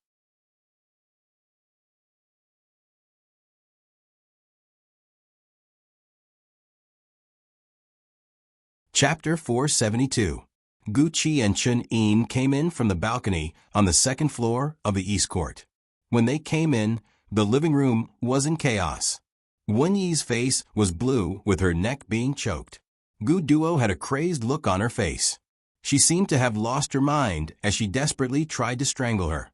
In a moment of desperation, Chun Yin directly knocked Gu Duo unconscious with a karate chop. Then the two of them carried one person each and left the Four Seasons villa. Fu Yingxiang's boat had indeed arrived at the dock, and there was no one else in the boat. When they were analyzing the situation the night before, they thought that Gu Duo would be desperate and run to the Four Seasons villa to make a preemptive strike. So they temporarily decided to take a gamble from the west coast. Gu Duo had secretly transported Gu Sinian and Ling Han away from the west coast, and it was very inconvenient to dock a boat there. They planned to gamble that the undeveloped west coast was Smith's blind spot. While Fu Yingxiang was stalling for time with Smith at the dock, Gu Qi and Chen Yin had quietly sneaked into the villa. Relying on Gu Qi's familiarity with the villa, they directly passed through the thorny forest on the west coast and arrived at the east court. They had won the bet. As for taking Gu Duo away, it was Gu Qi's impromptu idea. He thought that if Gu Duo and Wen Yi disappeared at the same time, it could divert the attention, so that Smith's suspicion would not all fall on Fu Yingxiang. And according to Fu Yingxiang's intelligence, she must know how to guide this matter. On a private tarmac near Manhattan Beach, a helicopter's propeller was spinning quickly, and the surrounding leaves were rustling. Wen Yi, surrounded by Gu Qi and Chen Yin, arrived in time. Before she even had time to say a word, Yi Huanyan hurriedly helped Wen Yi into the back seat of the helicopter. Chen Ying used both her hands and feet to climb up. Gu Qi, aren't you leaving? Yi Huanyan waved at him. Gu Qi waved his hand and shouted in the wind, I will stay to deal with the rest. Miss Fu is still in the villa. Also, I have to find a place to settle Gu Duo. While speaking, Gu Qi had already walked backward and made a gesture to the pilot. The door of the back seat automatically closed, and the helicopter quickly ascended to the sky. It was a 6-seater helicopter. Gu Sinian was sitting in the front passenger seat, and there were 2 rows of seats facing each other behind. Yi Huanyan and Ling Han were sitting in the row with their backs against the front seat. Yi Huanyan was holding Nanao in her arms, and opposite them were 3 people, Ji Xiaoye, Chen Yin, and Wen Yi. To be able to see familiar people was an ecstatic thing for Wen Yi, and she almost burst into tears. Mom, it's okay, it's okay. Yi Huanyan comforted her in a low voice. Wen Yi patted her hand. I'm fine. Where is your father? Have you heard from him? Hearing this, Yi Huanyan shook her head hesitantly. These days, she could barely take care of herself. So how could she have the ability to ask someone at the United Nations Prosecutor's Office? Wen Yi's eyes instantly dimmed. She turned her head to look out the window, and her eyes were slightly red. She had been through a lot in the past few years, but she was still worried. Auntie, Uncle will be fine. After we return to China, I will contact my second uncle as soon as possible. He has friends over there who can help check if there is any news. Ling Han said in a low voice. His voice was somewhat muffled by the sound of the helicopter's propellers. When Yi turned her head, after hesitating for a few seconds, she finally showed a trace of relief. She nodded faintly and did not say anything else. At this time, saying too many words of worry would only make others more worried. After flying for a long time, the helicopter finally landed at Fu Yingxiang's private tarmac in Macau. After that, they did not dare to rest and took the earliest flight to Lanjiang City. When they arrived at Lanjiang City International Airport, it was already 2 days later in the morning. The SUV that Gu Qi had arranged brought them to the outskirts of the city. When they got out of the car, Yi Huanyan looked up at the door that seemed to have not changed for so many years. Her eyes were red. The words Mausoleum were written on the plaque on the door. When Yi got out of the car, with the help of Chen Yin, she followed Yi Huanyan's gaze and said hesitantly, Is it the place you told me before, the place where the old madam of the Ling family lived when she was alive? Yi Huanyan nodded. Her voice was a little muffled. Yes. The old madam had been thinking about her and Ling Han until she passed away. Now that she came back in such a sorry state, she felt guilty. Ling Han leaned on his crutches. When he got out of the car, it was a little difficult. Gu Sinian wanted to help him, but he refused. If I have to be like this in the future, I should get used to it in advance. Naaneo fell asleep on Chun Yin's shoulder. Ji Xiaoya helped Gu Xinian unload the luggage in the car. The group stood at the door of the old house that had been abandoned for a long time and looked at each other. Yi Huanyan looked back at Ling Han. She had a strange feeling. The red lacquered wooden door suddenly opened a crack. A loud voice pulled everyone back from their thoughts. "Ah, young master, why are you back at this time? Your legs, these are." Yi Huanyan looked at the woman who opened the door in disbelief. She was slightly plump, wearing a lace purple apron, and her hands were stained with flour. Her hair was white, but her legs were still very nimble. She hurriedly opened the door and walked forward. "Aunt Zhang," Yi Huanyan called out in a daze. It had been 6 years. She never thought that she would see a familiar face in this house again. The year old Madame Yang passed away, Aunt Zhang resigned and returned to her hometown. She said that she wanted to help her daughter take care of the children.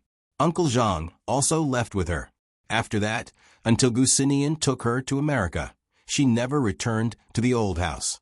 And after returning to the country a year ago, until now, when she was with Ling Han, she never mentioned anything about coming back. Aunt Zhang was slightly stunned when she heard Yi Huanyan call her. She hesitated and looked her up and down. "Young master, this is Yan Yan." These two simple words came out of Ling Han's mouth. They were exceptionally heavy and heavy.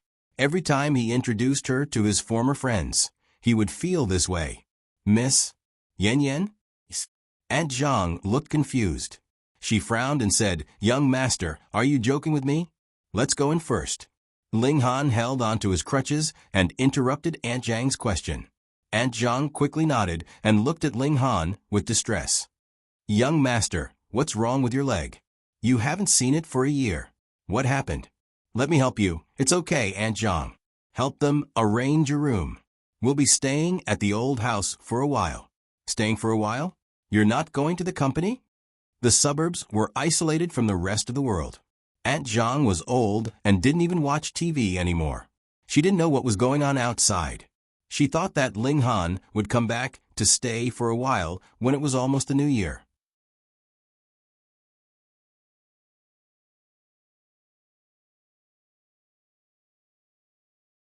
Chapter 473. In the main hall of the old house, Chen Yin took Naaneo to the bedroom to rest, and the others sat in the living room. Aunt Zhang hurriedly made tea and brought it over. Yi thanked her and took a sip. She looked up at Aunt Zhang and said, "How many years has Yan Yan lived here?" Aunt Zhang was slightly stunned. Obviously, she hadn't recovered from the fact that the beautiful woman in front of her was the former Yan Yan. I forgot to introduce myself. I am Yan Yan's biological mother. My name is Yi. He is Yan Yan's brother. Sister-in-law, I guess Ling Han didn't tell you that 6 years ago, Yan brought Yan Yan back to the United States for treatment. Aunt Zhang suddenly understood. "You mean Miss Yan Yan didn't die 6 years ago?" Yi nodded and glanced at Ling Han from the corner of her eyes. "She didn't die, but she lost half of her life." Aunt Zhang was a straightforward person. She didn't hear the twists and turns in Yi's words. She immediately turned around and held Yi Huanyan's hand with tears in her eyes. "It's good that you're still alive. It's good that you're still alive. If old Madam were still alive, she would be very happy." Back then, old Madam really hoped that Miss Yan Yan could have a good ending with young master. Yi looked at Aunt Zhang's back and said in a low voice, "The onlooker always sees the game clearly." Yi was a person who couldn't tolerate sand in her eyes. Her daughter had suffered so much for so many years. The sudden change in the villa was all related to Ling Han. Even if he was also a victim, there was still a knot in her heart that she couldn't untie. Aunt Zhang's expression froze slightly. She turned around hesitantly, not knowing how to respond to Yi's words. Even the dullest person would be able to understand the underlying meaning of these words. After a few seconds of silence in the living room, Aunt Zhang suddenly realized something and patted her apron. "By the way, old Madam left something for Miss Yan Yan. I'll look for it." Yi Huanyan only thought that Aunt Zhang was making an excuse to leave this awkward place, so she didn't ask much. She pulled Wen Yi's hand and said, "Mom, you were wronged in the villa. This is all He Zhao's fault. You can't take it out on others. When I was here before, Aunt Zhang was very good to me." Hearing this, Wen Yi was slightly stunned. "There's still someone in the Ling family who treats you well?" These words made a certain someone's face turn paler. "Of course, Grandma's very good to me. Aunt Zhang and Uncle Zhang are very good to me. Uncle Ling is also very good to me. Uncle Ling's younger brother and second uncle's family are also very good to me." "Then why didn't you tell me before?" "You didn't ask." "Then how did they treat you?" "You can't lie to me. I used to live with Uncle Ling. I would come to the old mansion for dinner on Saturdays and Sundays. Grandma would personally cook lotus seed soup for me. Aunt Zhang's dumplings and glutinous rice balls were delicious. As Yi Huanyan reminisced about the good old days, the atmosphere gradually became harmonious and warm. Gu Xinian and Ji Xiaoya exchanged a look and smiled tacitly. The two of them broke out in cold sweat for Ling Han just now. "Let's go out and have a smoke." Gu Xinian lowered his voice and glanced at Ling Han. In the corridor outside the door, a thin and long cigarette was held between his slender fingers. The curling smoke drifted with the wind, blurring the expression on his face. "Why did you think of bringing us to live here?" Gu Xinian asked. "It's more remote here, and the house is big enough. I'm afraid it's not safe to live in other places." "Is that the only reason?" Ling Han was silent for a few seconds, then said in a deep voice, "Uncle told me before that after Yan Yan returned to the Gu family, Aunt has been very worried. She feels more guilty than before, and her temper is not very good. I think this is all caused by the knot in her heart. I can accept that she has feelings for me, but she doesn't seem to know that other than me, everyone in the Ling family is very good to Yan Yan and likes her very much. All these years, Yan Yan's life is actually not as painful as she thought. So you want to lessen the burden in her heart? I hope it will be effective." "It's already very effective." Gu Xinian exhaled a puff of smoke and turned back to look at the living room. Yi Huanyan was talking about the battle of wits and courage with the two sisters of the Ling family, which made Wen Yi laugh out loud. "If your brother was also here, he would definitely help you treat those two little girls. You don't know that your brother was much more naughty than you when he was young. I heard from Gulu that—" "What are you going to do next?" Gu Xinian turned back and looked at Ling Han. Returning to China was only the first step. The investigation of the smuggling case would not only cause Gu's group to temporarily close down, but it would also cause Pleasure, which was the source of the smuggling, to suffer even more. On the way here, Gu Xinian had seen the news. All the employees of Pleasure Group had been dismissed, and all the subsidiaries under the company had been closed down for investigation. Even the company's building had been sealed. There are two directions. One is to find the main culprit of the smuggling case, find out his background, and find out who he is related to within Pleasure. Then, prove that he only has a personal relationship with the employees or shareholders of Pleasure, and prove that he is not related to Pleasure itself. The second direction is the funds. I need to get Pleasure back as soon as possible. Now that those shares are not in my hands, I have no control over them. The two directions you mentioned are not easy." Gu Xinian put out the cigarette and said seriously, "The first direction is that the main culprit is in jail now. Smugglers, like them, usually have a complicated background. There are all kinds of people in all walks of life, so it will be difficult to investigate thoroughly. The second direction is the funds problem. The Gu family can't even protect itself now, so we can't help you." The air was silent. After a while, Ling Han nodded slightly. "I know, there will be a way. Why do I feel that you are not worried at all?" Gu Xinian raised the corner of his mouth, revealing a devilish smile, and looked at Ling Han inquisitively. Ling Han looked up, his expression indifferent. He seemed to hesitate for a while, then said, "I am worried, but to be honest, compared to worry, I am more grateful. I believe that this difficult situation will pass. If I can help, this is like a chance given to me by God, a chance to make up for my past mistakes. He also yearned for a stable life, but he always felt that he owed too much. If he didn't do something, he wouldn't be able to make up for his past mistakes. To him, the storm today was nothing compared to the pain of not being accepted by the Gu family, or not being able to untie all the knots in his heart with Yi Huanyan. You are so sincere. Gu Sinian narrowed his eyes, his expression thought-provoking. He reminded him kindly, but don't say this in front of my mother. Otherwise, she will throw whatever she has at your head right now. After all, my father is still locked up in the prosecutor's office, and you are still grateful. The sound of footsteps came from the corridor. It was somewhat hurried, accompanied by heavy breathing. Ling Han also put out the cigarette and looked in the direction of the sound with Gu Sinian. Aunt Zhang's figure was coming from the corner of the corridor. She was chubby and looked very chubby. Aunt Zhang was even fatter than 6 years ago. Although her legs were nimble, it was still difficult for her to walk. At this time, she was carrying a black wooden box in her hands. As she walked, she said, "I found it. The thing that old Madam left for Miss Yen Yen."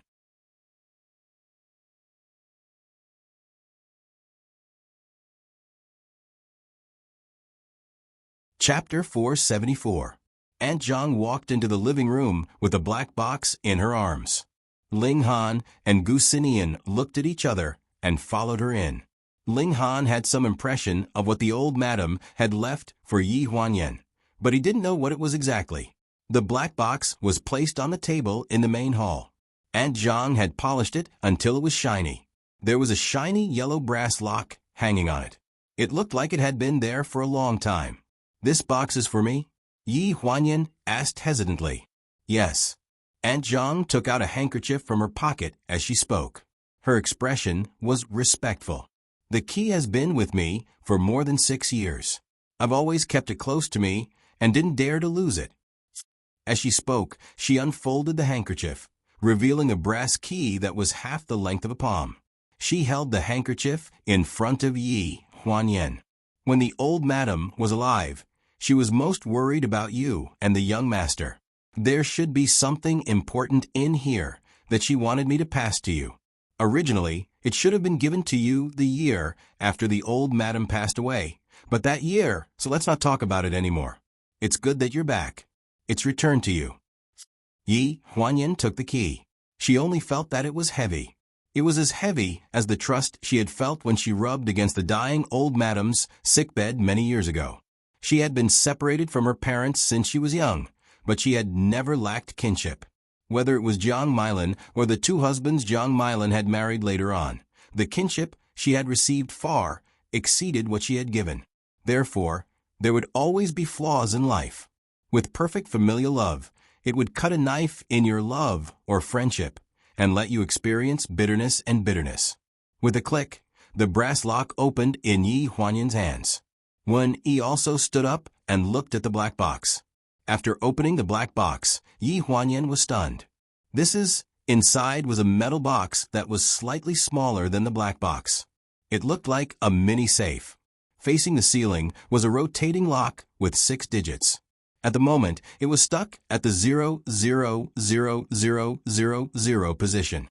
Naturally, it couldn't be opened. "What's the password?" Yi Huanyan asked. Aunt Zhang was slightly stunned. She hesitated and asked, "Is there a password? Old madam only gave me this key, but I have never opened it." Yi Huanyan looked at Ling Han. Ling Han also had a puzzled look on his face. "There's something inside." Ji Xiaoya's voice suddenly sounded. Her gaze fell on the gap between the black box and the metal safety box. She could clearly see a craft paper envelope. "It's a letter." Ji Xiaoya pulled out the envelope and handed it to Yi Huanyan. "The password may be inside the letter. It's probably something more private. We won't read it. You take a look." Yi Huanyan was slightly stunned. She nodded and lowered her head to take the envelope. The dark brown envelope was sealed with red wax. It was stamped with old madam's personal seal. No one had opened it for so many years, so the seal was very neat. Everyone around Yi Huanyan returned to their original seats and sat down. Aunt Zhang said that the kitchen was cooking supper, and that she was going to deliver it to Chen Yin and Na Neo in the bedroom. She then left. The light in the living room was dim, and the night was quiet outside. The sound of paper flipping was particularly clear in the dark night. It was as if the ancient past was being flipped open. It made people afraid to disturb that memory, so they couldn't help but hold their breaths and not dare to make a sound. Yen Yen girl, seeing a letter is like seeing it. When you see this letter, I will have been gone for more than a year. The child in your belly should already be able to speak. I don't have the luck to hold a great-grandchild, but I still want to thank you. Not only did you continue the Ling family's bloodline, but you also gave me some comfort. Before I leave, I will feel much more at ease. Yi Huanyan gripped the edge of a letter tightly. Her eyebrows trembled slightly. It was as if she could see old Madam's face when she was writing in front of the desk. In this life, I believe that I have lived a magnanimous life. I have given all my effort to the Ling family, and I have a clear conscience. If you want to talk about what I feel guilty about, it is probably my son Doming's marriage. Even though I was forced by the situation and had no choice, when I saw that Ling Han had grown into such a cold child, I knew that I was short-sighted back then. Yi Huanyan could almost guess what old Madam was going to say. She couldn't bear to read it, and her eyes turned red. When you rejected the blind dates arranged by your relatives and friends, and came to me to tell me that you really like Ling Han, I suddenly remembered that you and Han are not biological siblings. So I decided that you are the daughter-in-law of the Ling family, my only granddaughter-in-law.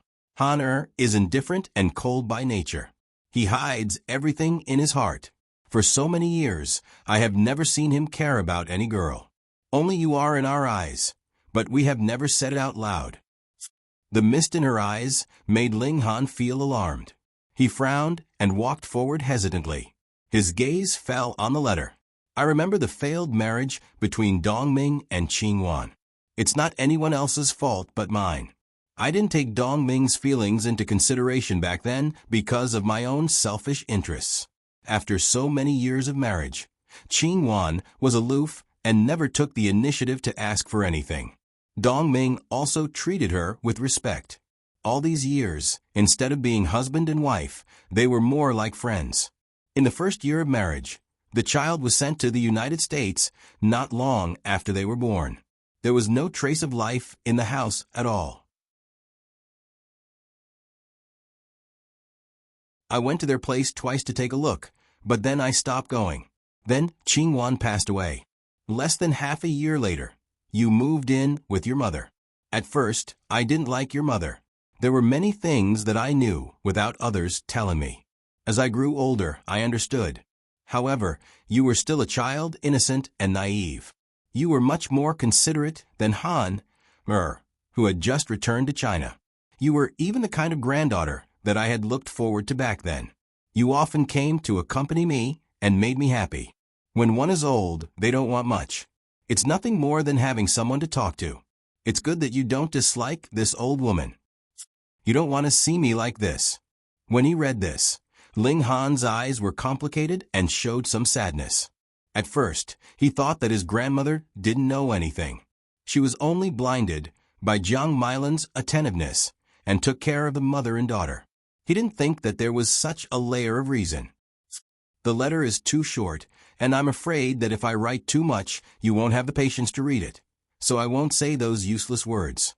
It's just that I regret that I wasn't able to see your wedding with Han, and that I didn't see Han or recognize his true feelings for you. I always thought that if I handed Han to you, you would definitely love and protect him for the rest of your life. After I leave, you would also be at ease. But seeing Han bossing you around like that, I always feel a little sorry for you. That child Han is a little too stubborn, like his mother. So please give me face and forgive her. Forgive me. Yi Huanyan's hot tears streamed down her cheeks and gradually turned cold.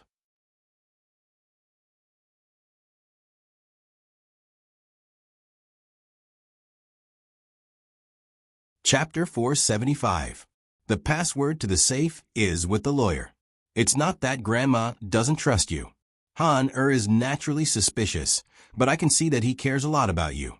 If the child's matter is confirmed, I think he will gradually understand. So this paternity test result is not for the sake of this relic. I want you to do it for Han to see, and let him know that you are hell-bent on following him. Yi Huanyan covered her mouth. Her voice was choked with sobs as tears welled up in her eyes. The date on the letter was 2 days before the old lady's death. Yi Huanyan didn't dare to say that she could fully understand the old lady's feelings when she wrote this letter, but she could feel the old lady's concern for her deceased husband from the blood and tears in this letter. Even when the old lady was on her deathbed, the younger generation couldn't let her leave in peace. Ling Han's expression was forbearing, but the rims of his eyes were red. When Yi walked up behind Yi Huanyan at some point and patted her shoulder. Don't be sad. The dead are gone. The living carry on the will of the dead is the greatest respect for the dead. Yi Huanyan looked at Wen Yi in shock. Her voice was hoarse and choked with sobs. Mom, Wen Yi was the most impatient with emotional sentiments. She waved her hand and interrupted her. That's enough. Let's do a paternity test tomorrow, and let a certain person see if the child is really his. Ling Han's face paled. He had nothing to say. If he still had any doubts about Yi Huanyan at this point, then he really wasn't human. Wen Yi's words were obviously said in anger, but they stabbed him in the heart and cut him again and again. Blood flowed. After a while, his hoarse voice sounded in the living room. Okay. Naturally, he didn't need a paternity test to prove anything, but this relic had to be opened with a paternity test. The thing that he was obsessed with back then had become something that others were forcing him to do now. He had mixed feelings. The next day, the weather was good. Yi Huanyan took Nan-ao and Ling Han to the hospital early in the morning. After the paternity test, they went home to wait for the results. On the way back, they bought Nan-ao's favorite strawberries. For the whole morning, Nan-ao lay in the rocking chair in the corridor and basked in the sun like an old man. Ling Han sat beside him and fed him strawberries one by one. Ji Xiaoya leaned against Gu Xinyan's shoulder and happened to see this scene from the living room. She smiled. Good fellow, he finally met someone who can control him. He's considered a 24 filial stay-at-home dad, right? Gu Xinyan put an arm around her shoulder. If you give birth to a child for me, I can do it too. Hearing this, Ji Xiaoya blushed. She clenched her fists and hammered his chest. What are you talking about? You're asking someone else to give birth to a child for you. What do you mean by someone else? Fu Wingxiang. She's so capable and knows everything. If she married you, she might have already given birth to a child. Hearing this, Gu Xinyan's expression froze. There was a complicated look in his eyes. Xiao Yu, seeing that there was something wrong with his expression, Ji Xiaoya was stunned. That's not what I meant. I'm not angry. I just said it casually. As she spoke, her voice became softer and softer. I always feel that I'm not as good as her in any way. She's so good that I don't even dare to be jealous of her. So I think that if you want to be with her, I won't stop you. She suddenly raised her head. She looked determined. Gu Xinyan furrowed his brows. What do you mean? Yi Huanyan brought Aunt Zhang's lotus seed soup from the kitchen and helped prepare lunch. Although Aunt Zhang didn't want her to help, it was different now. There weren't many servants in the old mansion. It was impossible for Aunt Zhang to cook for so many people. After the dishes were ready, Yi Huanyan washed her hands and went to the bedroom to ask Wen Yi to come out for lunch. However, she saw that Wen Yi was sitting on the sofa. She didn't know when she had opened an old photo album. Mom, it's time to eat. Yi Huanyan reminded her softly. Wen Yi raised her head. Is this when you were in your teens? Following Wen Yi's finger, Yi Huanyan saw an old yellowed photo in the middle of the album. She didn't know if it was taken more than 10 years ago. At that time, she was wearing a red dress and looked like a fireball huddled in the snow. Her face was covered in snow. Ling Zhan was standing next to her. She reached out to shield her from the snow, with a worried look on her face. I don't remember clearly. There are these photos every year. As long as it snows, I will always have a snowball fight with Ling Zhan and the others. I don't know who took these photos. It's signed by you. Wen Yi pointed at the bottom right corner of the photo and said softly. Yi Huanyan was slightly stunned. It was true. Then it must be second uncle who took these photos. I don't know when second uncle developed these photos and sent them to grandma. He is so thoughtful. Yi Huanyan smiled. Suddenly, she saw Ling Li, who was wearing a black dress, holding a snowball in her hand. She looked like she was facing death calmly, like Huang Jiguang when he was bombing a bunker. Her face was full of resentment. Yi Huanyan smiled. It should be when she was 24 years old. It was her natal year, so she wore red. This young lady in black is Ling Li, second uncle's second daughter. She was in her rebellious phase back then. Her temper was not on the same level as mine. Every year, we would fight on the first 2 days we met. Where is this child now?